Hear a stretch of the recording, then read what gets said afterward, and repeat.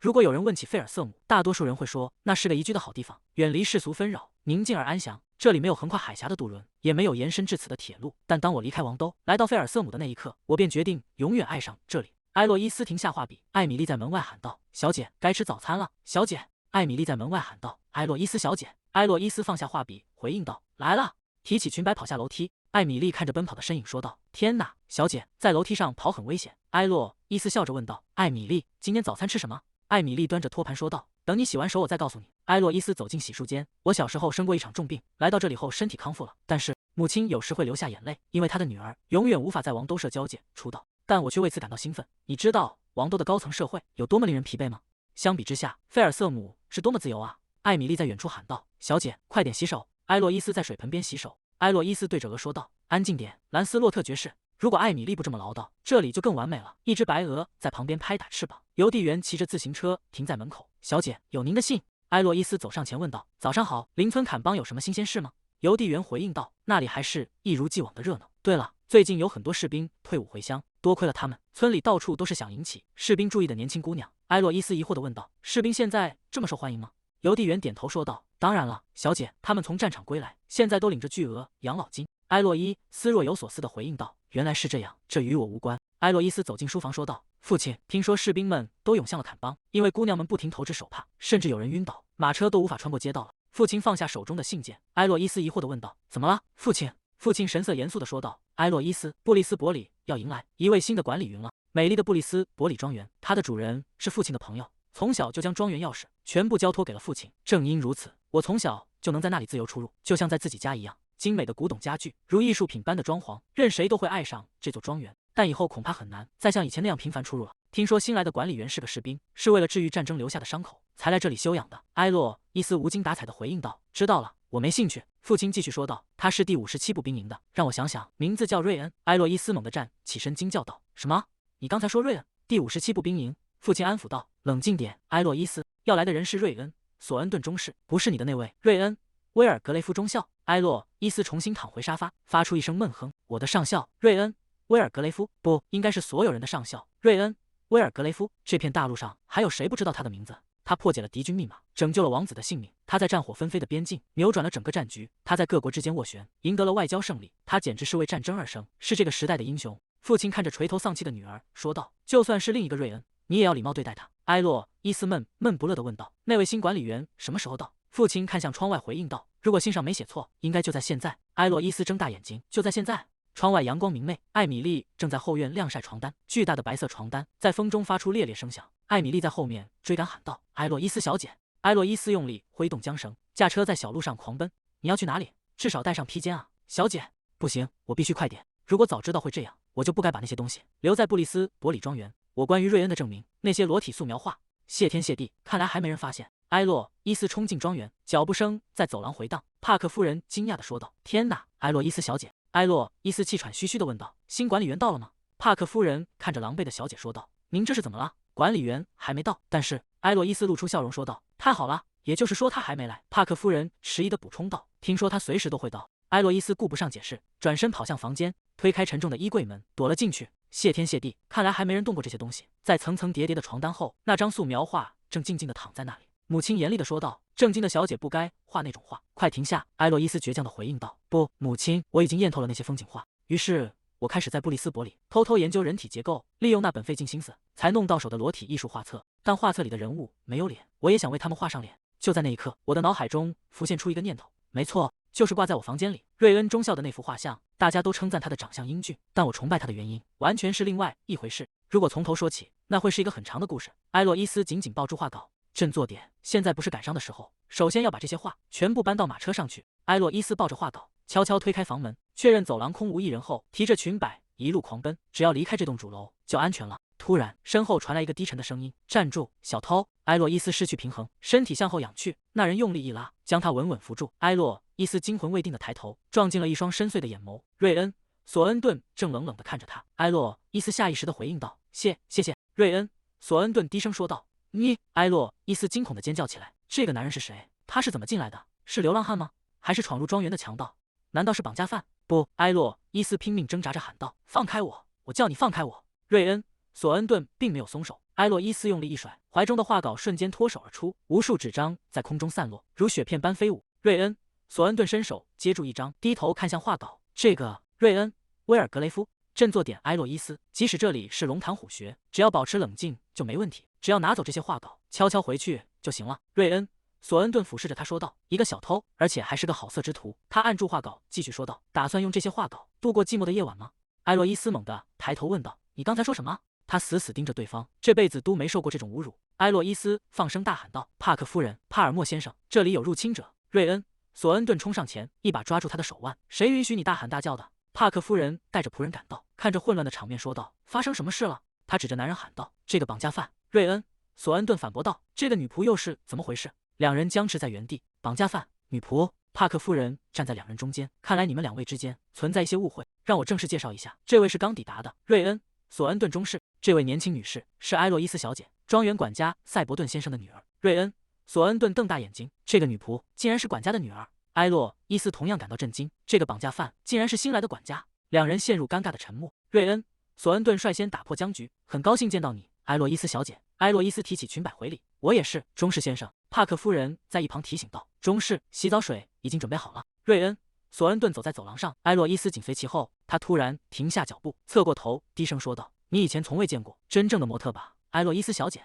瑞恩·索恩顿指着画稿：“没这么小，你刚才挥向我的那根，大概就那根蜡烛那么大。”说完便转身离去。埃洛伊斯愣在原地，到底在说什么？赛伯顿庄园的清晨，壁炉里的火烧得正旺。埃洛伊斯站在火堆前，愤怒地将画稿扔进火里。什么叫蜡烛那么大？他甚至都不解释清楚。画纸在烈火中卷曲，那个男人的轮廓逐渐消失。没这么小。他死死盯着跳动的火焰，眼中满是羞愤。埃洛伊斯看着画稿，等一下，这还算小吗？瑞恩·索恩顿赤着脚走进充满水汽的浴室，他看着镜中的自己。瑞恩·索恩顿，暂时用这个名字活下去吧。皇室为了宣传，需要一张英雄的肖像画。作为肖像画的模特，你必须立刻成为瑞恩·威尔格雷夫。他任命了自己的副手瑞恩·索恩顿看着瑞恩·威尔格雷夫的肖像，这是唯一的选择。由于工作性质，经常需要执行卧底任务，公开真实面貌会很危险。当战争以胜利告终，我回到首都时看到的景象，我亲爱的瑞恩，那些女人对着画像呼喊着我的名字，真是令人毛骨悚然。瑞恩·索恩顿看着堆积如山的信件问道：“这些全是什么？”副手恭敬地回应道：“这些是送给您的礼物和情书。”瑞恩·索恩顿冷冷地说道：“全部拿走。”他靠在椅背上，仰头看着天花板，连对方是什么样的人都完全不了解，就口口声声说爱，看起来既愚蠢又可悲。我从未想要这种待遇，在战场上，我只想和战友们一起回来。然而，世界已经称我为英雄，但那份荣誉并没持续多久，便直接坠入泥潭。军方高层翻阅着文件说道：“我们认可你的成就，但是你这个年纪拿勋章，是不是太早了？”另一人拍桌子吼道：“你不懂指挥系统吗？”流言蜚语随之而来，听说他在英戈战役中能活下来，是因为把战友当成了盾牌，英雄的另一面成了最完美的谈资。真相如何并不重要。瑞恩·索恩顿闭上眼睛，任由黑暗将自己吞没。瑞恩·索恩顿坐在窗边，神情疲惫。一个声音说道：“瑞恩，你需要休息。”那人走到他身后说道：“听说过费尔塔姆吗？我在那里有一处非常珍视的乡村庄园，为什么不去那里静静的休息半年呢？”车夫喊道：“1、2、3，推！”马车穿过茂密的森林，轮子陷入了泥坑。瑞恩·索恩顿掀起兜帽，看向眼前的景色。我对费尔塔姆的第一印象就是这里简直平静的让人感到无聊。6个月，我只需要在这里安静的待上半年，然后离开就行了。虽然名义上我是这座庄园的管家，但实际上赛伯顿先生会处理好大部分事务。他坐在书房的办公桌前，翻阅着文件。瑞恩·索恩顿靠在沙发上，手里拿着一张画稿。埃洛伊斯是吧？我以前从未见过长成那样的年轻女士，难怪我会把她当成女仆。不过她的胆量和绘画技巧确实值得称赞。他翻过画稿，仔细端详，但再仔细看看，画的实在太小了。他随手将画稿扔向一旁。无论如何，那个女人绝对不能再踏入这里一步。为了保险起见，庄园的另一头，赛伯顿拿着帽子说道：“埃洛伊斯，过来一下。”赛伯顿背对着女儿：“我听说你昨天去布里斯伯里了。”埃洛伊斯神色慌张：“哈，是的，父亲。”赛伯顿转过身，新来的管家说：“你是一个非常有趣的年轻女士。”埃洛伊斯愣在原地。哈，赛伯顿继续说道：“他说很期待再次见到你，所以我已经安排好了，明天晚上你将和他一起共进晚餐。”和瑞恩·索恩顿中士。埃洛伊斯如遭雷击，赛伯顿疑惑地问道：“埃洛伊斯？”他双眼失去焦距，陷入了巨大的恐惧。如果他明天提起那些画稿的话，脑海中浮现出自己被叉子插起的惨状，我死定了。我安排了明天晚上与瑞恩·索恩顿中士共进晚餐。他是个很有教养的年轻人，言谈举止都受过良好教育。瑞恩说道：“你的女儿是个非常淫秽且变态的人，绝对要阻止她提起关于容易的事情。”埃洛伊斯摇晃着脑袋，不，仔细想想，他反正也没有任何证据，就算他说了什么，也不会有人相信吧。他双手抱胸，所以应该不会出大问题吧。埃洛伊斯趴在木栅栏上，这不可能。是的，绝对会出大问题的。兰斯洛特爵士，你太吵了。沉重的脚步声停在栅栏外，埃洛伊斯抬起头，你是？瑞恩看着他说道，在这里见到你，意味着我成功找到你了。埃洛伊斯盯着眼前的男人，你？瑞恩微笑着问道，你应该还没有忘记吧？他从怀里掏出一张纸，递到栅栏前。埃洛伊斯看清了纸上的内容，那是他画的裸男草图。为什么这东西还在？瑞恩收起画纸说道：“瑞恩，索恩顿，很高兴再次见到你。”埃洛伊斯僵在原地。瑞恩的声音响起：“我昨天见到了赛博顿先生，管理布里斯伯里需要他的帮助，所以我希望能与他的家人保持良好关系，尤其是他的女儿。”他露出一丝冷笑：“那个对男人有着过度窥淫癖视角的女人，我希望那件事可以被当作从未发生过。”瑞恩说道：“为了与赛博顿小姐保持良好的关系。”埃洛伊斯紧紧攥住手中的画纸。那一刻，我非常确定，我绝对不可能和那个男人友好相处，绝对不可能。艾米丽做的菜非常棒，父亲带来的酒也很美味。哈里森牧师和他的妻子也应邀来到了家里，气氛变得更加温馨活跃，一切看起来都很完美。除了我，除了这个男人，瑞恩笑着说道：“我同意，赛博顿先生，布里斯伯里现在最美，应该优先考虑维护。”赛博顿回应道：“真惊讶，我们竟然如此投缘。”埃洛伊斯看着他，他以前是这么礼貌又绅士的人吗？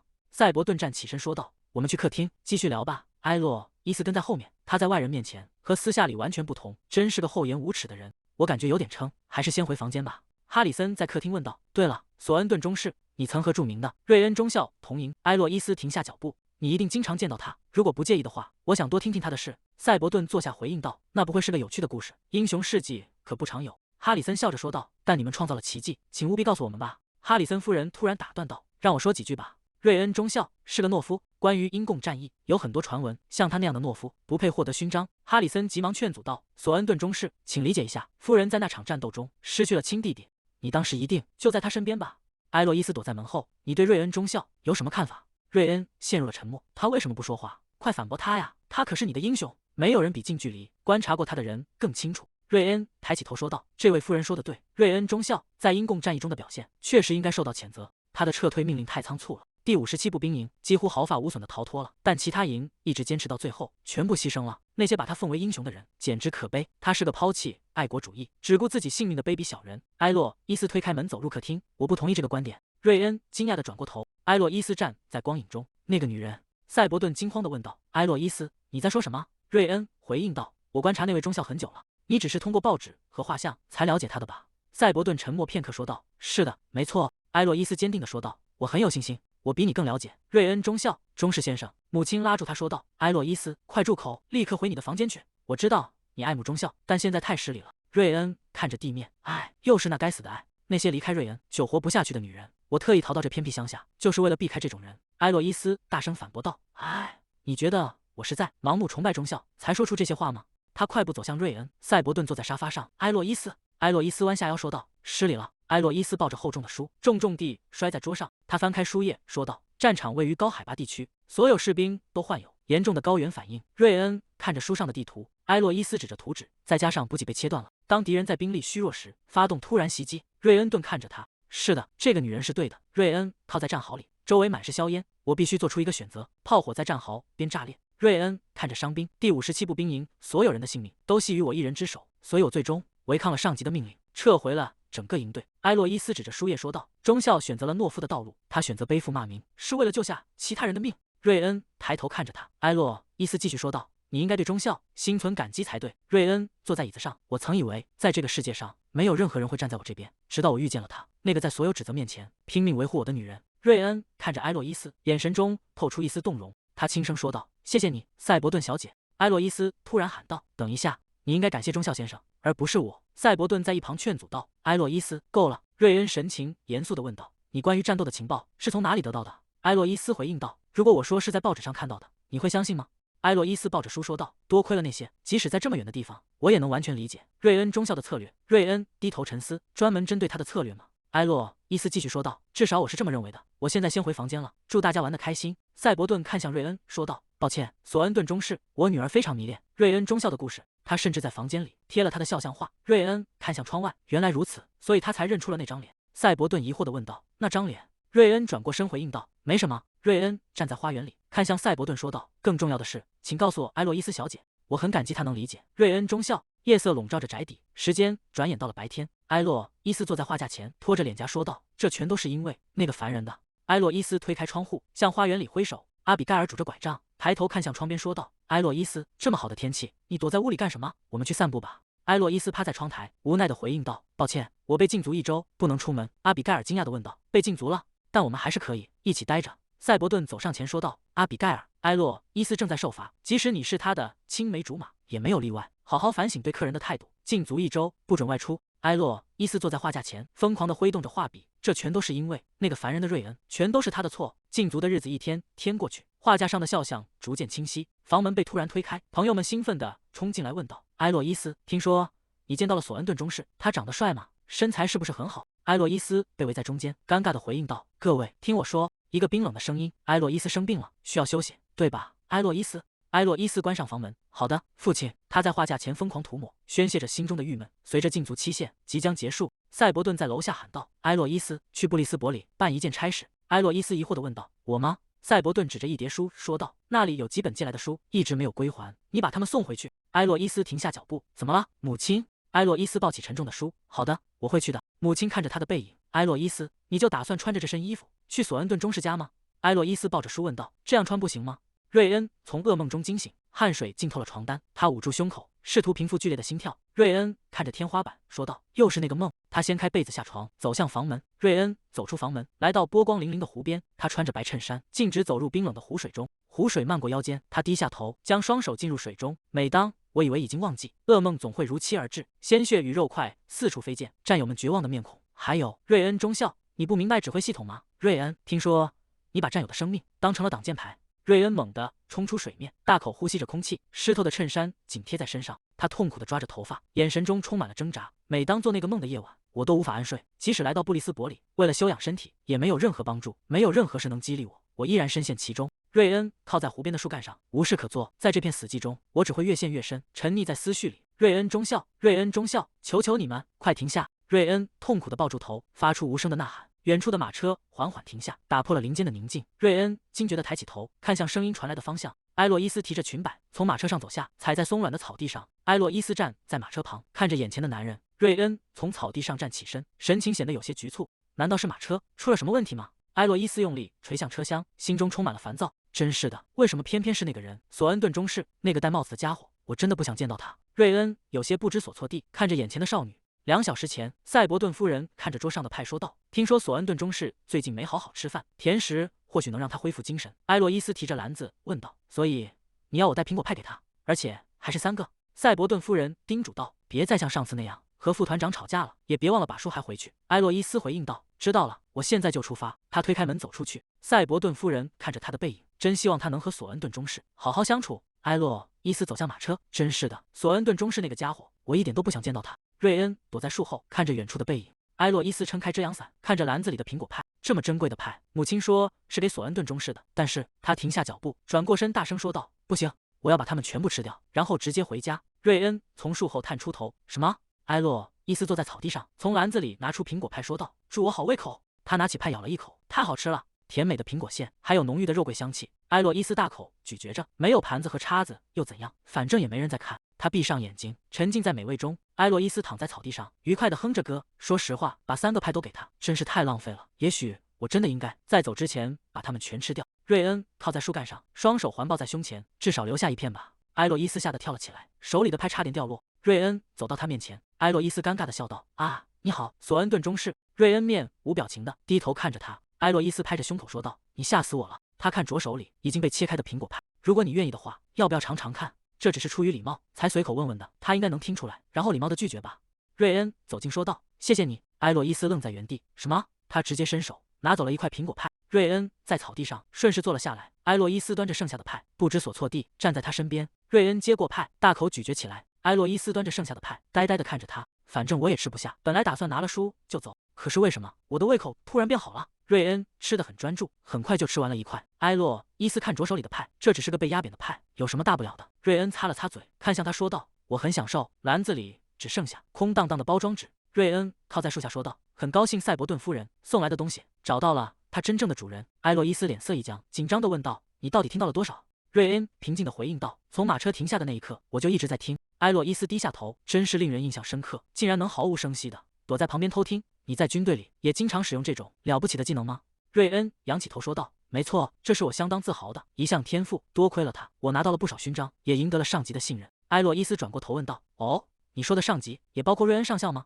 瑞恩躺在草地上，突然翻身靠近说道：“赛博顿小姐，其实我……”埃洛伊斯说道：“你知道他接着说什么吗？他说有急事要处理，必须马上离开。他还是不想谈论关于那位上校的事情。”埃洛伊斯越说越气，这难道不可笑吗？我再也不回布里斯伯里了。埃洛伊斯看向对面的好友，继续说道：“所以。”朋友惊讶地喊道：“索恩顿中士竟然不吃饭！”埃洛伊斯在旁边摆手说道：“各位，那不是重点。关于瑞安不吃饭的消息，并不是从我这里传开的，但它却像野火一样蔓延。我真的不知道事情会闹得这么大。”阳光洒在湖面上，瑞恩赤脚走在草地上，来到湖边。瑞恩赤裸着上身，露出结实的肌肉。他解开皮带，脱掉身上的白色衬衫，随手扔在草地上。他正准备进入湖水中清洗身体，他突然察觉到树丛后有动静，猛地转过头去，发出一声惊呼：“啊！”惊恐的声音在寂静的湖面上空回荡。白鹅穿过草丛，来到林间空地。瑞恩赤裸上身，看向远处的茱莉亚，他略显尴尬地说道：“对不起，如果你不介意的话，我下次再来拜访。”茱莉亚提着篮子，紧张地后退一步，说道：“我只是……”他举起装满草莓的篮子，遮住通红的脸，喊道：“我听说你一直没吃东西。”茱莉亚转身逃跑。“对不起。”瑞恩看着他离去，有些困惑，他们是怎么发现的我没吃东西这件事？瑞恩扣好衬衫，穿过繁茂的树林。每当噩梦缠身的夜晚，我都无法正常进食，尤其是那些往事清晰浮现的时候。在我学会识字之前，父亲对我而言几乎是一个不存在的人。年幼的我坐在桌前，正拿着画笔涂鸦。母亲无法忍受他人的目光，带着我逃往乡下，嫁给了一名守墓人。就在那时，我改姓为威尔格雷夫。直到有一天，母亲推开房门说道：“这是我的儿子瑞恩，瑞恩，快打招呼，这位是华莱士伯爵。”华莱士俯视着母亲：“谁允许你叫我的名字？”母亲低下头，颤抖着回应道：“对不起。”年幼的瑞恩愤怒地咬紧牙关，猛地撞向华莱士。他大声质问：“你对母亲做了什么？”华莱士被撞得后退：“你这下贱的东西，竟敢对我无礼！放开我！”画笔掉落在地，摔成了两截。华莱士嘲讽地说道：“你母亲是怎么教你的？竟然把你养成这副德行！”母亲冲上前，紧紧抱住瑞恩：“瑞恩，快住手！这个人是……”不用听他说完，我也已经猜到了。瑞恩额头流下鲜血，死死盯着眼前的男人：“你为什么突然出现？”那个男人就是我的亲生父亲华莱士。为什么？瑞恩躺在草地上，枕着双臂看向天空。那个派的形状，还有那个苹果派，味道确实很不错。从我第一次见到他，总是带着健康的红晕。回想起来，埃洛伊斯，她总是穿着华丽，像首都的贵族小姐，但她的言行举止却和乡下的女孩没什么两样。我的目光总是不自觉地追随着埃洛伊斯，每当注视着她，我就像是踩在云端，身体变得轻盈。但现实的阴影总会如期而至。那些高层口中的瑞恩中校究竟是什么样的人？他撑着黑伞，独自站在暴雨中。不，他不过是众多追随者之一。你真的觉得他是在真心维护那位中校吗？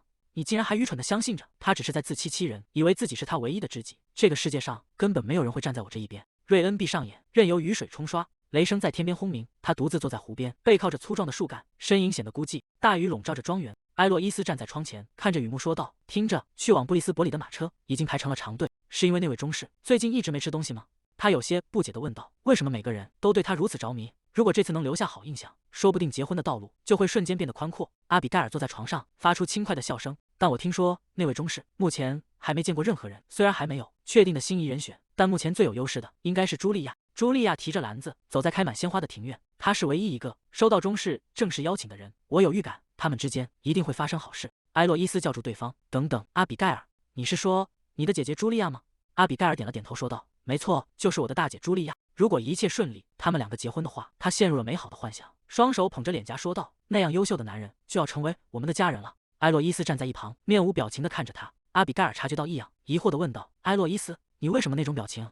埃洛伊斯沉默地看向窗外的暴雨。阿比盖尔，说实话，我宁愿茱莉亚和索恩顿中士没有结婚。阿比盖尔露出惊讶的神色。埃洛伊斯，别告诉我你也喜欢那位中士。埃洛伊斯愣在原地，没有回答。阿比盖尔走向画架，掀开遮盖的布，说道：“让我第一个向你揭露这件事吧。我曾尝试向索恩顿中士表达情感，对我来说，那似乎不像是浪漫的爱慕。”埃洛伊斯站在画作前，发出爽朗的笑声：“是吗？”阿比盖尔眼神锐利地问道：“既然如此，你为什么反对他们两个？”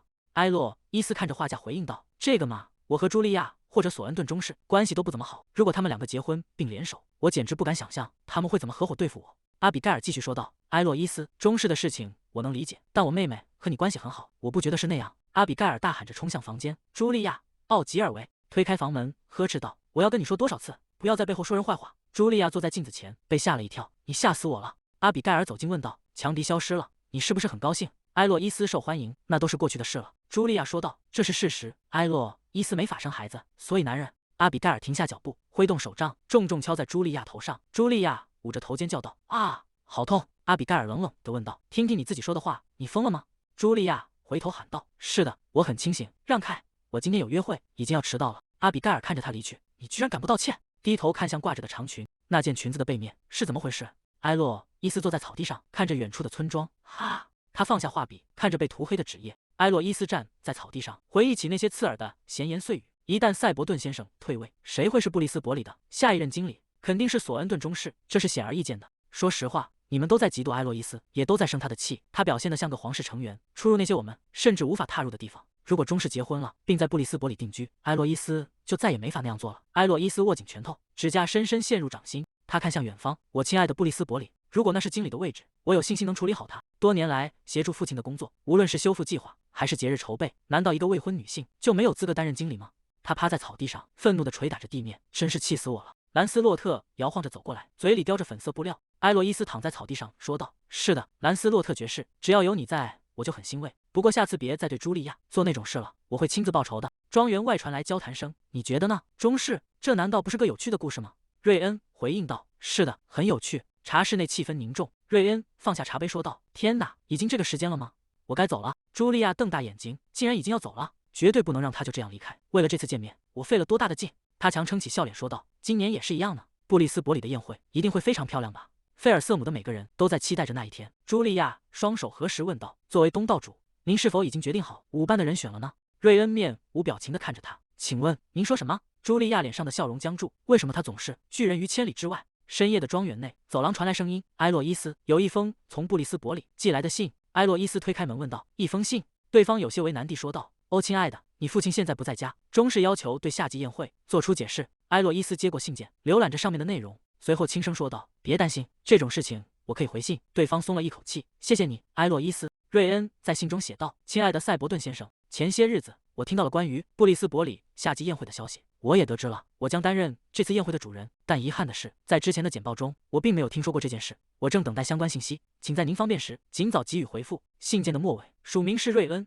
索恩顿。埃洛伊斯合上笔帽，这真是一封严谨的让人不安的正式公函。他果然是个彻头彻尾的军人。埃洛伊斯把所有个人感情都抛开，这只是工作。他坐在书桌前，翻阅着往年的收据和记录，在纸上飞快地书写。宴会于下午1点开始。参考书房右侧抽屉里的去年座位表。他埋头于堆积如山的资料中。在布里斯伯里，每一年夏季宴会都会如期举行。埃洛伊斯，他猛地从书桌上惊醒，由于受惊，手指下意识抓紧了桌沿。女仆惊叹地问道：“天哪，你整晚没睡吗？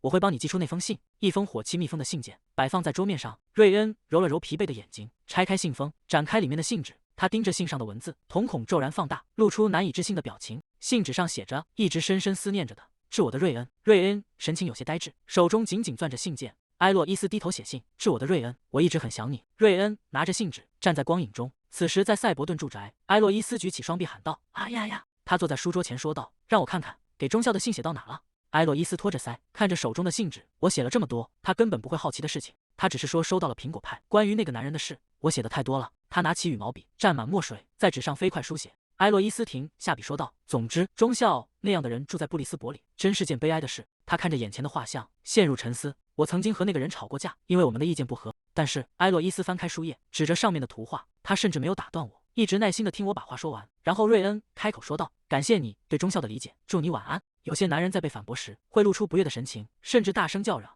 尤其是谈到军事话题，他们总是不肯放过我，嘲讽女人懂什么。但那个男人尊重我。看着这些，我觉得他是个不错的人。埃洛伊斯低下头，我得去为兰斯洛特爵士了，就写到这里吧。他看着眼前的假人说道：“我真的写了太多你根本不会好奇的事情，即便这封信无法寄达，也请你在远方保持健康和快乐。”埃洛伊斯·赛博顿敬上。他写完最后一笔，拿起信纸检查。埃洛伊斯愣在原地，第一页不见了，他又没长腿跑掉，会去哪了？他钻到桌子底下寻找，却一无所获。埃洛伊斯站起身，看着窗外，该不会……埃洛伊斯走进卧室，整个人扑倒在床上，他把脸埋进被子里，喊道：“不可能！”瑞恩坐在书房里，手里拿着那张信纸，那些荒唐的报纸还在诽谤你。他看着信上的内容，发出一声轻叹：“啊，难道这封信是寄错了吗？”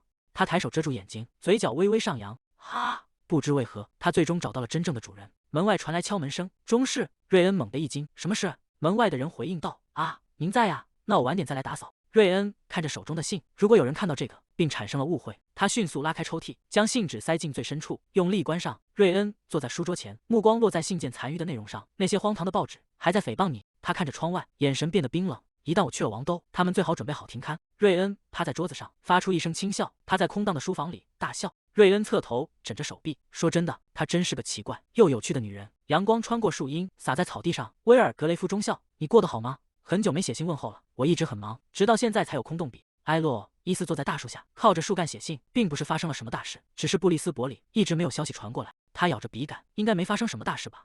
远处传来清脆的铃声，邮递员骑着车喊道：信到了。埃洛伊斯问道：是从哪里寄来的？是从布利斯伯里寄来的。埃洛伊斯惊讶地瞪大眼睛，手中的纸笔散落一地。埃洛伊斯站起身，飞快地朝篱笆跑去。邮递员把信递过去，说道：他们说这封信很紧急。埃洛伊斯接过信纸，在笔记本上匆忙写下的信到底有多紧急？他拆开信封，看着上面的字迹，请在收到这封信后尽快来布利斯伯里。埃洛伊斯握着羽毛笔，回想起信末的署名，不是你的瑞恩，而是瑞恩。瑞恩露出邪魅的笑意，仿佛就在眼前。埃洛伊斯整个人僵在原地，灵魂仿佛被抽离。他仰天长啸喊道：救命啊！马车在林间疾驰，埃洛伊斯紧握缰绳，发出惊恐的尖叫。收到这封信后，请立刻来布利斯伯里，不是作为你的瑞恩，而是作为瑞恩。埃洛伊斯满脸泪水，拼命挥动缰绳，马车在路上扬起尘土。他冲进庄园大门，提着裙摆奔向台阶，大声喊道：索恩顿中士。瑞恩回应道：我在这里。埃洛伊斯愤怒地冲上前：是你，你拿走了我的信。瑞恩后退半步：等等，先别说信的事，你得先处理那边的状况。埃洛伊斯顺着他的视线，疑惑地转过头。凯恩茨和威尔逊正站在大厅中央，两人神色凝重。凯恩茨先生，还有威尔逊先生，他们是邻村的杂货商，店铺世代相传，生意竞争激烈，关系一直不太和睦，但从未像现在这样充满敌意。瑞恩继续说道：夏季宴会的订单出了点问题。埃洛伊斯疑惑地问道：那是为什么？瑞恩回应道：因为2份订单副本都送到了同一个地方。凯恩茨和威尔逊正扭打在一起，互相推搡着大喊。埃洛伊斯说：这难道不是个可以通过重新下单解决的问题吗？凯恩茨挥舞着订单：你难道不记得埃洛伊斯小姐去年说明年会多照顾我们，所以2份订单都送到了我们店里。威尔逊愤怒地反驳道：等一下，他明明也是这么对我说的。埃洛伊斯无奈地捂住脸，看着眼前的混乱。瑞恩站在一旁静静观察着他。埃洛伊斯放下手说道：我需要纸和笔，让我们把这件事彻底理清楚。他走进书房，翻开厚重的账本，仔细核对去年的记录。瑞恩靠在门边，埃洛伊斯指着账单：去年给凯恩茨的订单是这些和那些，这些是威尔逊负责的，对吧？威尔逊翻阅着账本，那看起来没错。埃洛伊斯看向两人说道：但是你们2个还记得去年的失误吗？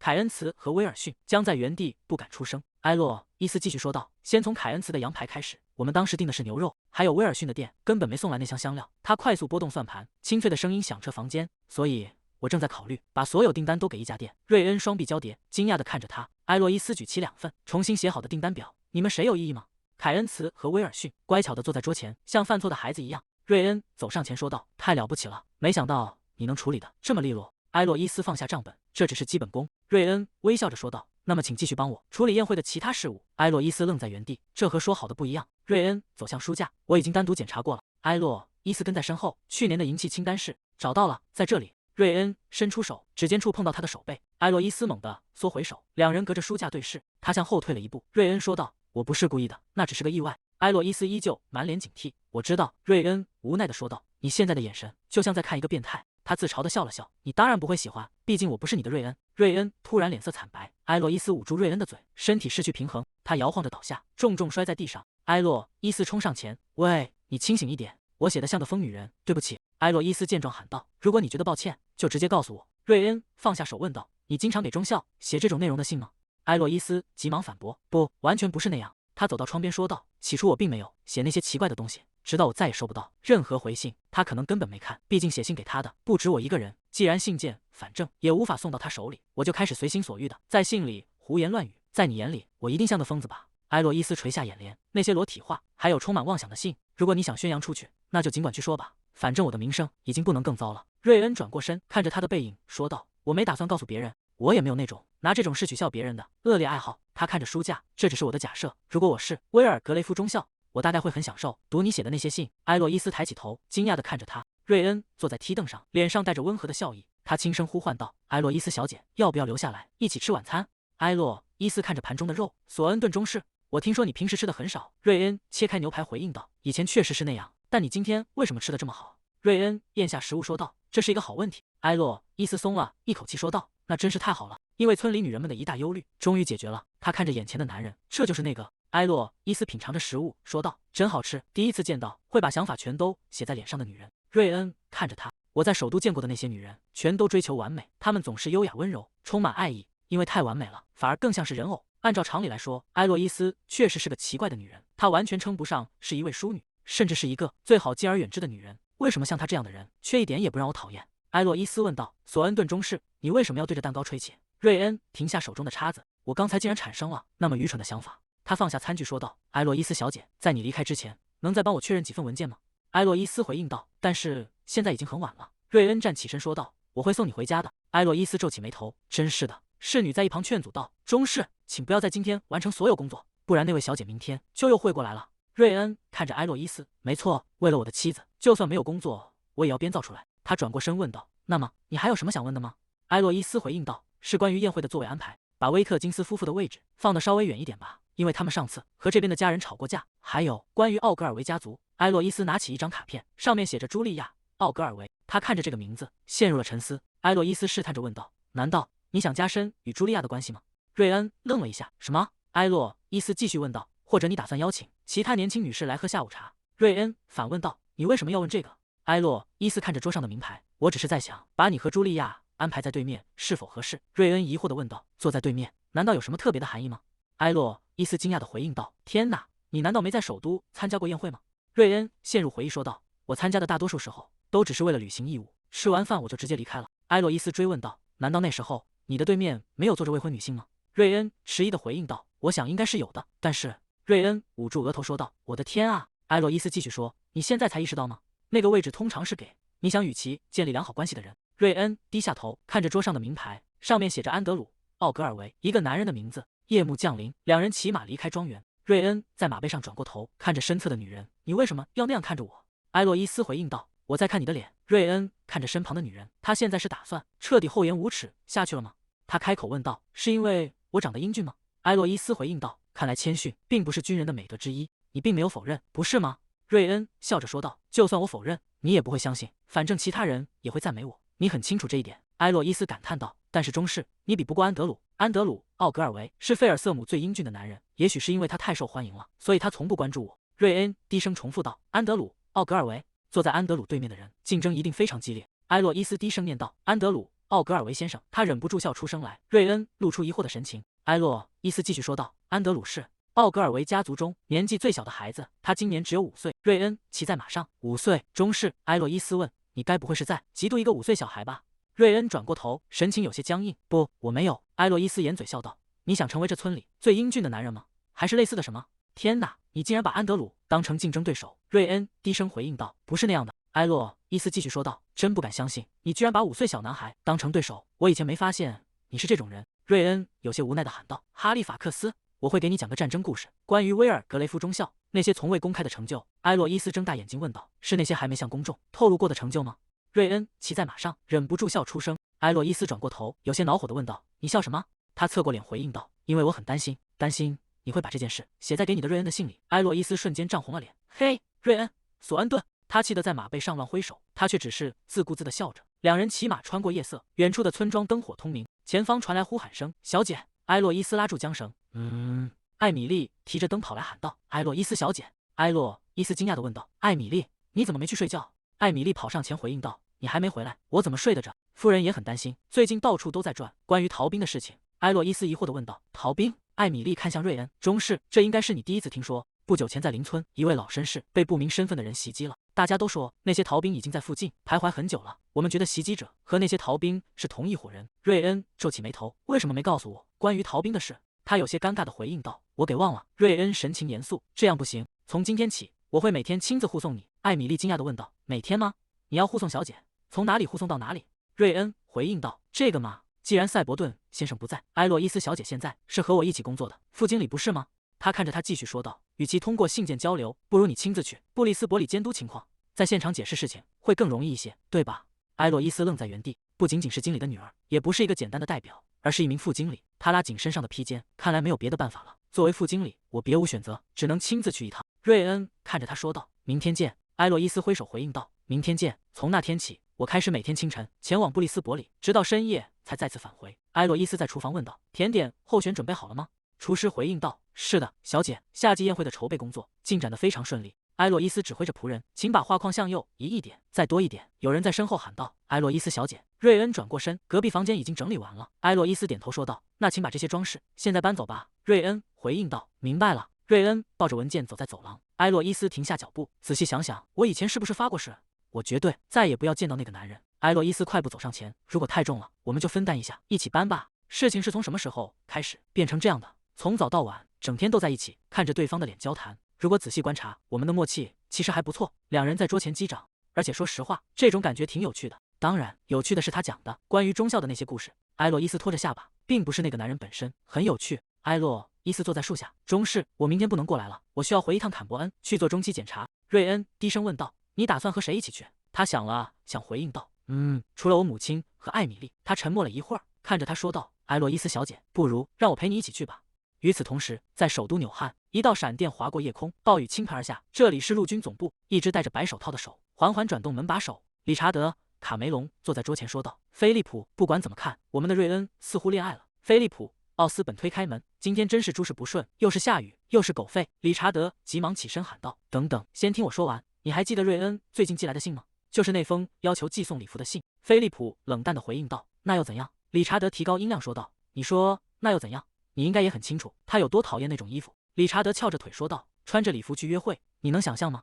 他拿起一朵黄玫瑰，沉浸在幻想中。“哦，我的爱人，请接受这朵花吧。”菲利普把垃圾袋重重扔在理查德怀里说道：“理查德，卡梅隆，把这些垃圾清理干净，然后滚出我的房间。”理查德张开双臂喊道：“不管怎样，我们的瑞恩，威尔格雷夫，亲爱的中校大人，似乎正享受着快乐的疗养生活。”他躺在沙发上，看着手中的信件问道：“你还剩多少假期？”菲利普整理着行装问道：“干什么？”理查德看着信封上的地址，那上面写着布里斯伯里街841号。他笑着提议道：“还能干什么？我们也休个假，去拜访一下他吧。”阳光洒在草地上，瑞恩看向身旁说道：“埃洛伊斯小姐，要不要和我一起去坎伯恩？”埃洛伊斯停下动作，问道：“为什么？你之前明明那么反对。”瑞恩解释道：“不是那样的，我只是好奇你为什么要去，而且我在宴会邀请名单上看到了坎伯恩的人。”他继续说道：“如果我们提前去见见他们，到了宴会那天，你应该会觉得自在一些。”埃洛伊斯点头回应道：“确实如此，这是个好主意。”瑞恩站起身说道：“那我们明天在坎伯恩入口处见面如何？”埃洛伊斯微笑着回应道：“好，没问题。”瑞恩看向身旁说道：“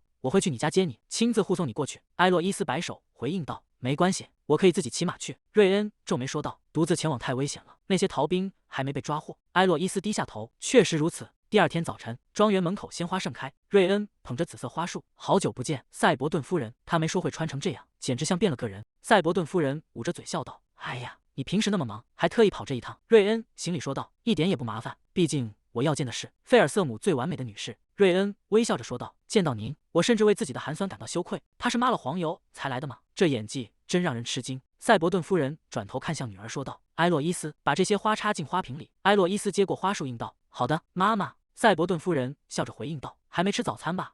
快请进。”赛博顿夫人走进厨房喊道：“艾米丽，在酱汁里多加点黄油，今天的菜味道太淡了，可不能怠慢了客人。”瑞恩坐到餐桌前，露出礼貌的微笑。赛博顿夫人一边用餐一边问道：“准备夏季宴会一定很忙吧？埃洛伊斯有帮上你的忙吗？”瑞恩回应道：“当然，我从他那里学到了很多，也得到了很多帮助。”赛博顿夫人松了一口气说道：“那我就放心了。”埃洛伊斯默默吃着东西，不得不承认，他的演技确实很出色。看着他游刃有余的样子，终于能理解了，他以前在军队里确实执行过潜伏任务。埃洛伊斯撑着遮阳伞，走在草地上问道：“瑞恩中士，你真的执行过潜伏任务吗？如果你去潜伏，恐怕立刻就会暴露，因为你那尖酸刻薄的语气。”瑞恩转头回应道：“多谢关心，但那种事绝不会发生，因为我对待你的方式和对待其他人完全不同。”埃洛伊斯切开餐盘里的蛋糕，只有在我面前的时候，他才会展现出真实本性，刻薄，爱捉弄人，说话粗鲁又无礼。瑞恩站在马车旁，扶着埃洛伊斯上车说道：“我会再回来的。”只有我知道他那一面，这事实真让人不爽，简直太不公平了。马车轮轴转动，渐渐消失在道路尽头。阿比盖尔趴在窗边，看着远去的马车，惊呼道：“那是怎么回事？”他转过身，满脸不可思议地喊道：“埃洛伊斯，那不是瑞恩中士吗？到底发生了什么？你之前不是还说你最讨厌那个中士了吗？”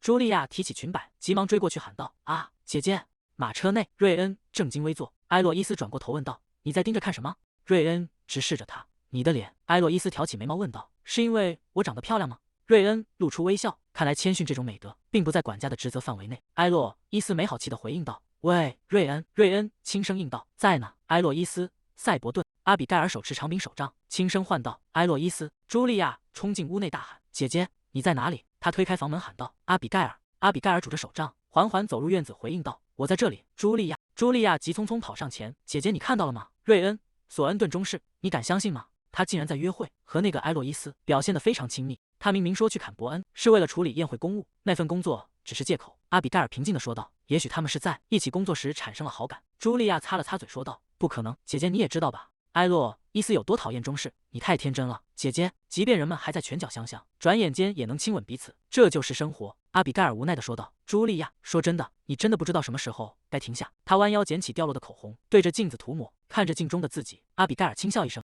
你永远不知道生活中会发生什么，但为什么我的生活总是如此平庸，如此乏味？”埃洛伊斯走在街头说道：“先从检查这里的商店开始吧。”路过的女人停下脚步。天哪，快看那边，那不是赛博顿小姐吗？她身边的绅士是谁？瑞恩走在身侧，他穿着笔挺的礼服，神情严肃。埃洛伊斯提起黄色裙摆，在橱窗前转身说道：“这件怎么样？”他怀里抱着大堆布料，默默跟在身后。两人走进一家店铺，瑞恩突然伸手从水缸里抓起一条大鱼，水花溅了一身。埃洛伊斯吓了一跳，惊讶地看着他。瑞恩抱着大堆布料，跟随埃洛伊斯走进茶行。店主威尔逊先生迎上前说道：“欢迎赛博顿小姐，索恩顿中士。”埃洛伊斯微笑着回应道：“好久不见，威尔逊先生。”他被柜台上的茶样吸引，这是什么？香气太迷人了。威尔逊先生介绍道：“这是新进口的国外茶叶，如果倒入热水并等待，它会逐渐舒展开来，恢复原本的形状。干枯的花苞在水中绽放，如同一朵盛开的红莲。”埃洛伊斯睁大眼睛感叹道：“哇，真的太美了。”威尔逊先生继续说道：“这是坎伯恩最近最受欢迎的产品。”店主一边倒茶一边说道：“在下一批货到之前，除了我们店，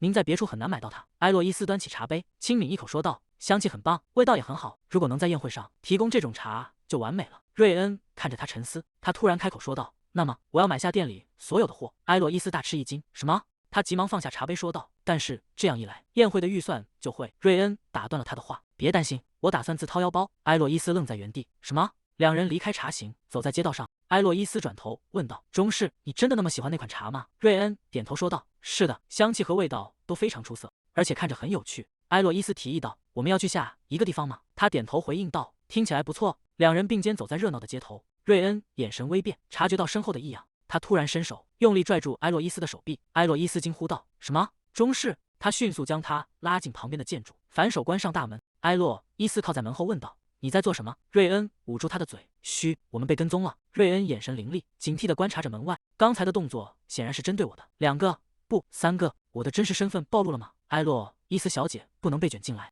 埃洛伊斯被捂住嘴巴，靠在他胸口，心跳声清晰可见。柜台后的店主笑着说道：“你们相处的真愉快，快点点单吧，年轻人。”瑞恩愣在原地，他这才发现自己冲进了一家甜品店。菲利普和理查德说道：“他注意到了吗？”“不会的，传奇的威尔格雷夫白费了。”理查德说道。“不过说真的，在这种时候，他真的像个幽灵。”不久前，菲利普走在街上问道：“理查德，为什么不直接去布里斯伯里？”理查德走在身侧回应道：“动脑子想想吧，菲利普，如果我们现在直接去找瑞恩，你觉得会得到什么样的欢迎？”“好久不见，我想死你们了，我的挚友们。”理查德咬了一口甜点说道：“你觉得瑞恩会这样欢迎我们吗？他不叫我们滚蛋，就算走运了。以他的性格，难道会把恋爱对象介绍给我们？如果我们出其不意的出现，或许能见到那个人。这就是我们来坎伯恩的原因。先在这里安顿下来，观察情况，然后再潜入布里斯伯里。”路边的女人问道：“听说布里斯伯里的管理员到了？”同行的女人回应道：“谁？瑞恩，索恩顿先生。”菲利普与理查德穿过街道。菲利普看着远处说道：“索恩顿，那是瑞恩执行任务时使用的化名，不是吗？”大门缓缓开启，瑞恩走出门外，埃洛伊斯正站在他身前，两人躲在草丛后，观察着远处的宅邸。理查德拉下护目镜，神色凝重地问道：“菲利普，你刚才看到了吗？那个人真的是瑞恩吗？”埃洛伊斯坐在餐桌前，压低声音问道：“你是说我们被跟踪了？”瑞恩环顾四周回应道：“是的，而且有好几个人。”埃洛伊斯神色紧张：“为什么你变得这么可怕？别拿这种事开玩笑。”瑞恩面色凝重地说道：“我没有开玩笑，以防万一，我们再等一会儿。”他眼神锐利地盯着门口，随后站起身，挡在埃洛伊斯身前。瑞恩走向房门，推开门观察走廊的情况。安博夫人走近说道：“好久不见，赛博顿小姐，你过得好吗？”埃洛伊斯礼貌地回应道：“好久不见，夫人。”瑞恩转头看向埃洛伊斯问道：“这位是你认识的人吗？”埃洛伊斯介绍道：“这位是瑞恩·索恩顿中士，布里斯伯里新任管理员。索恩顿中士，这位是安博·格林伍德夫人，坎伯恩社交界的教母，这里有一半的夫妻都是经他撮合而成的。埃洛伊斯面带微笑，内心却有些局促。他以前不太喜欢我，总说我太不成熟了。他甚至还没结婚，为什么要特意跑来跟我打招呼？埃洛伊斯看着眼前的场景，我明白了，一个举止优雅且受欢迎的新郎候选人。瑞恩执起安博夫人的手，行了一个标准的吻手礼。安博夫人微笑着说道：“能这样见到你真是太好了。如果中士不介意。”埃洛伊斯脸色苍白，这下大麻烦了。我想把你介绍给坎伯恩的女士们。瑞恩礼貌地回应道：“这是我的荣幸。”安博夫人推开大门喊道：“各位，请进吧。”门后挤满了盛装打扮的女士，她们正虎视眈眈地盯着瑞恩。瑞恩和埃洛伊斯被这股热情的视线震慑在原地。大厅门口挤满了盛装的女性。菲利普拿着报纸遮住脸问道：“你能看到吗？”理查德举着望远镜回应道：“不，完全看不见。为什么这里挤了这么多女人？”埃洛伊斯费力地从人群中挤出来：“我去完成宴会的准备工作，我们在马车门那里会合。等一下，这意味着所有这些人。”埃洛伊斯回头看向大门，瑞恩正被女士们团团围住。大门重重地关上，将瑞恩隔绝在屋内。军人的直觉真是了不起，他刚才确实察觉到了。埃洛伊斯走在街上，首先要去凯恩茨先生的店，然后身后突然传来呼喊声：“埃洛伊斯小姐！”他停下脚步，疑惑地转过头去。瑞恩猛地冲过来，埃洛伊斯惊讶地问道：“中士，别告诉我你是逃出来的？”瑞恩弯下腰，大口喘气：“也不完全是。”他从怀里掏出一个粉色小盒，递到埃洛伊斯面前，说道：“我有东西要给你。”埃洛伊斯接过盒子，问道：“这是什么？”瑞恩直起身子，神色匆忙地说道：“请稍后再打开。”他转身快步跑开，脸上带着一丝得意的微笑。埃洛伊斯独自站在原地，这是什么意思？花店门口传来告别声：“欢迎下次再来，赛博顿小姐。”埃洛伊斯站在花丛中说道：“最后一项工作也完成了。”他走出店门，看向街道，不知道索恩顿中士是否还在附近。埃洛伊斯打开手包，从里面拿出一个粉色小盒，这一定是给我的礼物吧？对吗？等到了马车上，我再打开看吧。埃洛伊斯收起盒子，走向街道尽头。“我叫辛西亚·芬布尔顿，很荣幸见到您。”安博夫人站在一旁说道。芬布尔顿家族是坎伯恩最古老的血脉之一，辛西亚的曾祖父曾立下大功，家族因此继承了广阔的农场。瑞恩点头回应道：“啊。”安博夫人继续说道：“而且在过去，虽然没人会相信，但这比潜入敌营还要令人窒息。”安博夫人察觉异样，问道：“您身体不舒服吗？”索恩顿中士。瑞恩惊慌回应道：“不，完全没有。”他颤抖着端起茶杯，微笑：“瑞恩·威尔格雷夫，快笑一下。”他在心中告诫自己，想点有趣的事情吧，求你了。有趣的事情？瑞恩问道。“你平时喜欢画画吗？”埃洛伊斯回应道。“是的，风景和人像都喜欢。”瑞恩若有所思：“人像吗？”埃洛伊斯有些恼火：“你还没戏弄够我的那些人体素描吗？”瑞恩笑着说道：“不是那个意思，现在正好有一个小时空闲，我们要不要互相画对方？”埃洛伊斯疑惑地问道：“为什么偏偏要这样？”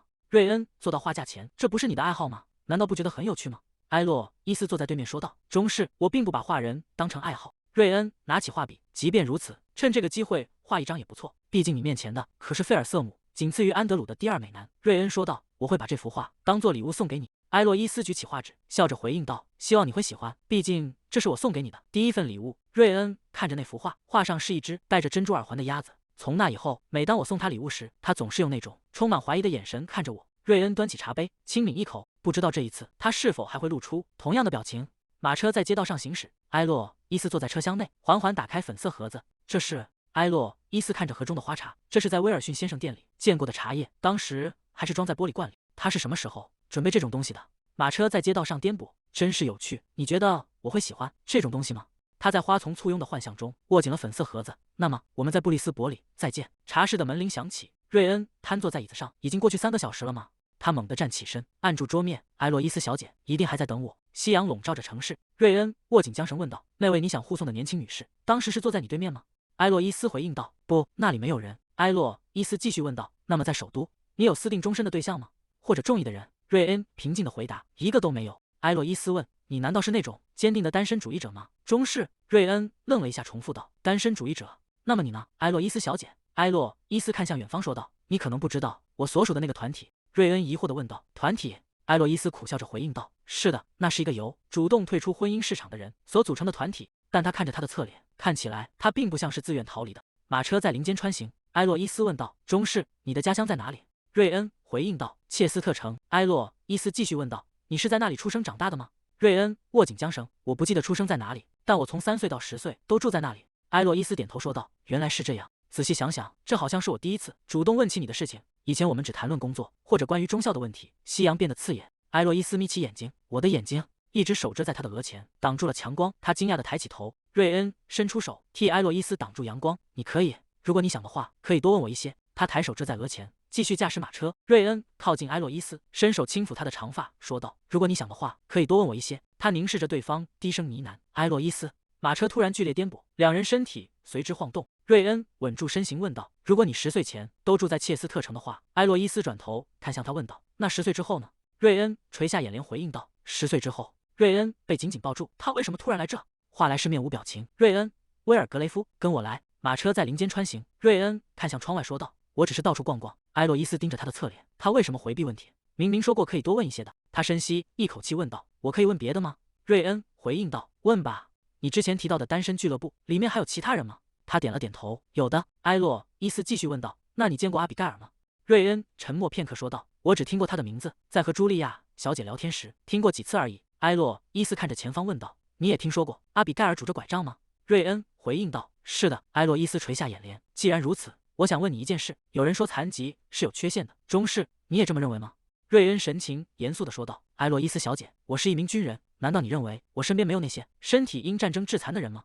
他目光坚定地看向远方。埃洛伊斯露出微笑，说道：“很高兴你不同意，否则我现在就把你踢下马车。既然这样，我就放心继续说了。阿比盖尔是我儿时的玩伴，草地上2个女孩并肩而坐，她没法离开拐杖走路，所以我以前经常去她家。”瑞恩打破沉默问道：“埃洛伊斯小姐，你的家乡在哪里？”埃洛伊斯看向前方回应道：“首都阿尔比恩。我来菲尔特姆是为了疗养。小时候我得过一场重病。”回忆中，年幼的他被母亲紧紧抱住，因为那个病，我无法生育。在婚姻市场上，这被称作一种缺陷，这和摆在货架上待价而沽的商品没什么区别。瑞恩双手抱胸，眉头微蹙地说道：“把别人放在砧板上，反复称重和评判，难道他们不觉得把人当成商品对待很累吗？”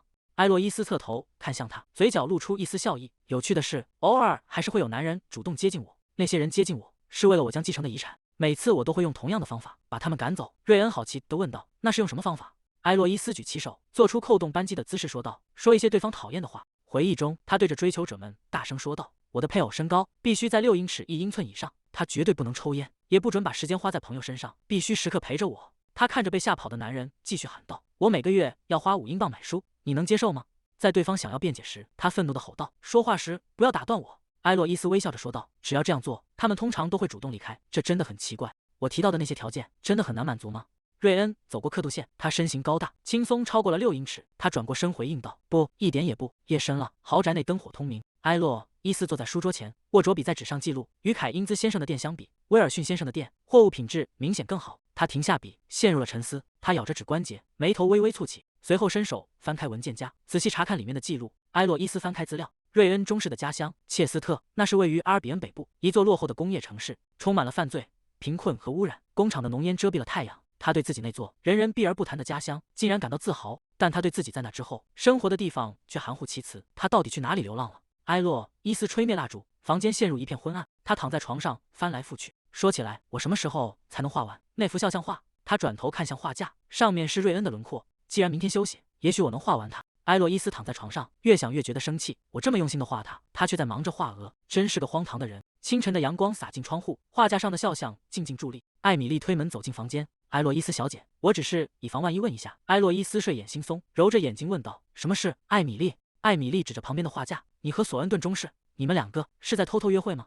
埃洛伊斯看向艾米丽问道：“艾米丽，我到底为什么要和那个人约会？”埃洛伊斯展示身后的画作：“我们只是在互相画肖像，仅此而已。”艾米丽看着画架，听你这么说，反而更可疑了。埃洛伊斯有些恼火地喊道：“我说没有就是没有。”一只白鹅站在画室中央，庄园外的雏菊盛开。赛博顿夫人看着茶杯说道：“真是少见，我从没见过这样的花茶，简直太美了。”埃洛伊斯笑着问道：“不是吗，母亲？我打算在宴会上供应这种茶。”赛博顿夫人看着桌上的礼盒：“如果是进口的，一定很贵吧？预算真的没问题吗？”埃洛伊斯回应道：“这是中士私下买的，不用担心，他肯定有自己的理由。”他拖着下巴继续说道：“听说中士在军队里获得过不少勋章，应该也拿到了很多奖金，而且他不是那种爱炫耀的人。”赛博顿夫人端着托盘走近说道：“这真少见，埃洛伊斯，这还是我第一次听你这么夸奖一位绅士。”艾米丽端着蛋糕走在走廊，果然很可疑。我在胡思乱想什么？果然很可疑。我在胡思乱想什么？她走进房间，桌上摆着精致的蓝莓蛋糕。艾米丽看向赛博顿夫人说道：“夫人，今天早上抓到了一个逃兵。”埃洛伊斯放下茶杯问道：“逃兵？”艾米丽回应道：“就是上次袭击老绅士的那个人。真庆幸抓到了他。”艾米丽看着茶壶，这是什么茶？我从来没闻过这种香气。埃洛伊斯拉住他的手说道：“如果你好奇的话，艾米丽，要不要也来一杯？”艾米丽有些受宠若惊：“我真的可以吗？”埃洛伊斯笑着点头，当然，我去拿个新茶杯。艾米丽端起茶杯，轻抿一口，温热的液体划过舌尖，异样的甜香瞬间在口腔中炸裂开来。她猛地睁大眼睛，这是我这辈子第一次喝到这种味道。艾米丽握着茶杯说道：“我从未尝过如此美妙的东西。”埃洛伊斯笑着问道：“不是吗？”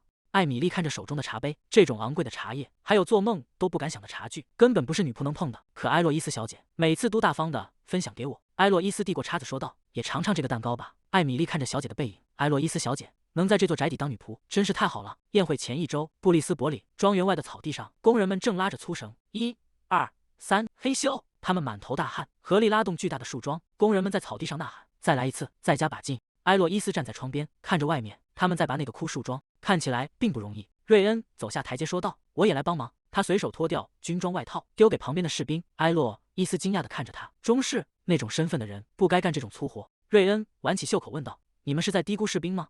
他大步走向枯树桩，活动着手腕说道：“无论如何，今天必须把它解决掉。1、2、3，嘿咻！”粗壮的绳索紧绷，枯树桩被一点点拔出。埃洛伊斯趴在窗边，真的拔出来了。瑞恩拽紧绳子喊道：“来吧，让我们再试一次。1、2、3，嘿咻！”埃洛伊斯注视着窗外，中士的肩膀比我想象中还要宽阔，他的手臂也很粗壮。瑞恩满头大汗，咬紧牙关发力。埃洛伊斯睁大眼睛，就在那一瞬间，我好像在他身上看到了瑞恩·威尔格雷夫中校那个人的影子。瑞恩擦干身体，水珠从肌肉线条滑落。他穿上白衬衫，扣好纽扣，整理着领口。瑞恩走在走廊上，他转过拐角，目光深邃。埃洛伊斯正抱着文件，匆忙赶路，两人避让不及，重重地撞在一起。埃洛伊斯惊呼一声，手中的纸张散落一地。瑞恩立刻蹲下身说道：“啊，让我来捡吧。”埃洛伊斯接过纸张，回应道：“谢谢你，好香的味道。”瑞恩单膝跪地，领口微微敞开，呼吸变得有些沉重。瑞恩低头捡起纸张，动作忽然停滞。他抬起头，目光落在近在咫尺的埃洛伊斯脸上。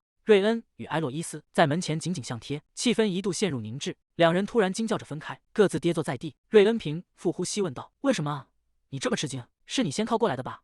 埃洛伊斯慌乱地挥手回应道：“靠过来？我只是闻到一股好闻的香味，想找找是从哪传出来的。”他凑近嗅了嗅，继续说道：“这种香味像清爽的森林气息，还有淡淡的麝香。”瑞恩挪开视线回应道：“我刚洗完澡，可能是肥皂的味道。”埃洛伊斯拉住对方的手，仰头赞叹道：“你用的肥皂味道真好，能告诉我品牌吗？”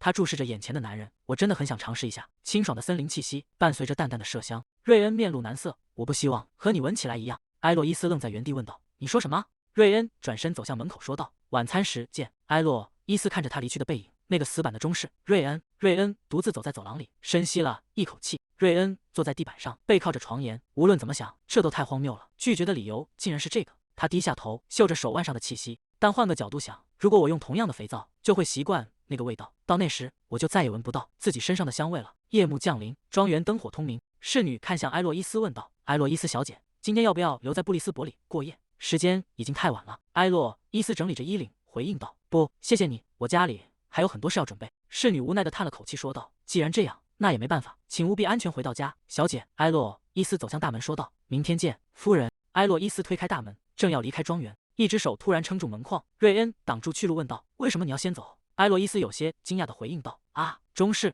你今天做了很多体力活，一定很累了，所以我打算自己回去。”瑞恩果断地回应道：“不，绝对不行。”他走下台阶说道：“趁着时间还不算太晚，我们走吧。”埃洛伊斯跟在身后，看着那个宽阔的背影。中士每天都会送我回家，半夜骑马往返2个小时，这绝对不是一件轻松的事。夜色深沉，两人并肩走在台阶上，远处传来呼喊声，请来人阻止他们。瑞恩看向跑来的仆人，发生什么事了？仆人喘着粗气回应道：“马夫们打起来了，场面已经失控了。”瑞恩脱下外套披在埃洛伊斯肩上，说道：“在这里等着。”他转身冲向骚乱现场，消失在夜色中。埃洛伊斯独自坐在门槛上，裹紧身上的外套，比想象中还要久。他还没回来。他站起身，看向空荡荡的庭院。他去得太久了，我还是自己回家吧。埃洛伊斯快步走下台阶，穿过寂静的长廊，回到了空无一人的大厅。埃洛伊斯将折好的纸条压在瑞恩的外套上。中士，我先回去了，明天见。埃洛伊斯，他翻身上马，独自冲入幽暗的森林，耳边回响起路人的谈话。不用担心那个逃兵，听说他已经被抓住了。埃洛伊斯骑马穿行在林间，这条路我经常走，但不知为何，今晚感觉有些阴森。身后突然传来急促的马蹄声，他警觉地回头望去，又是马蹄声，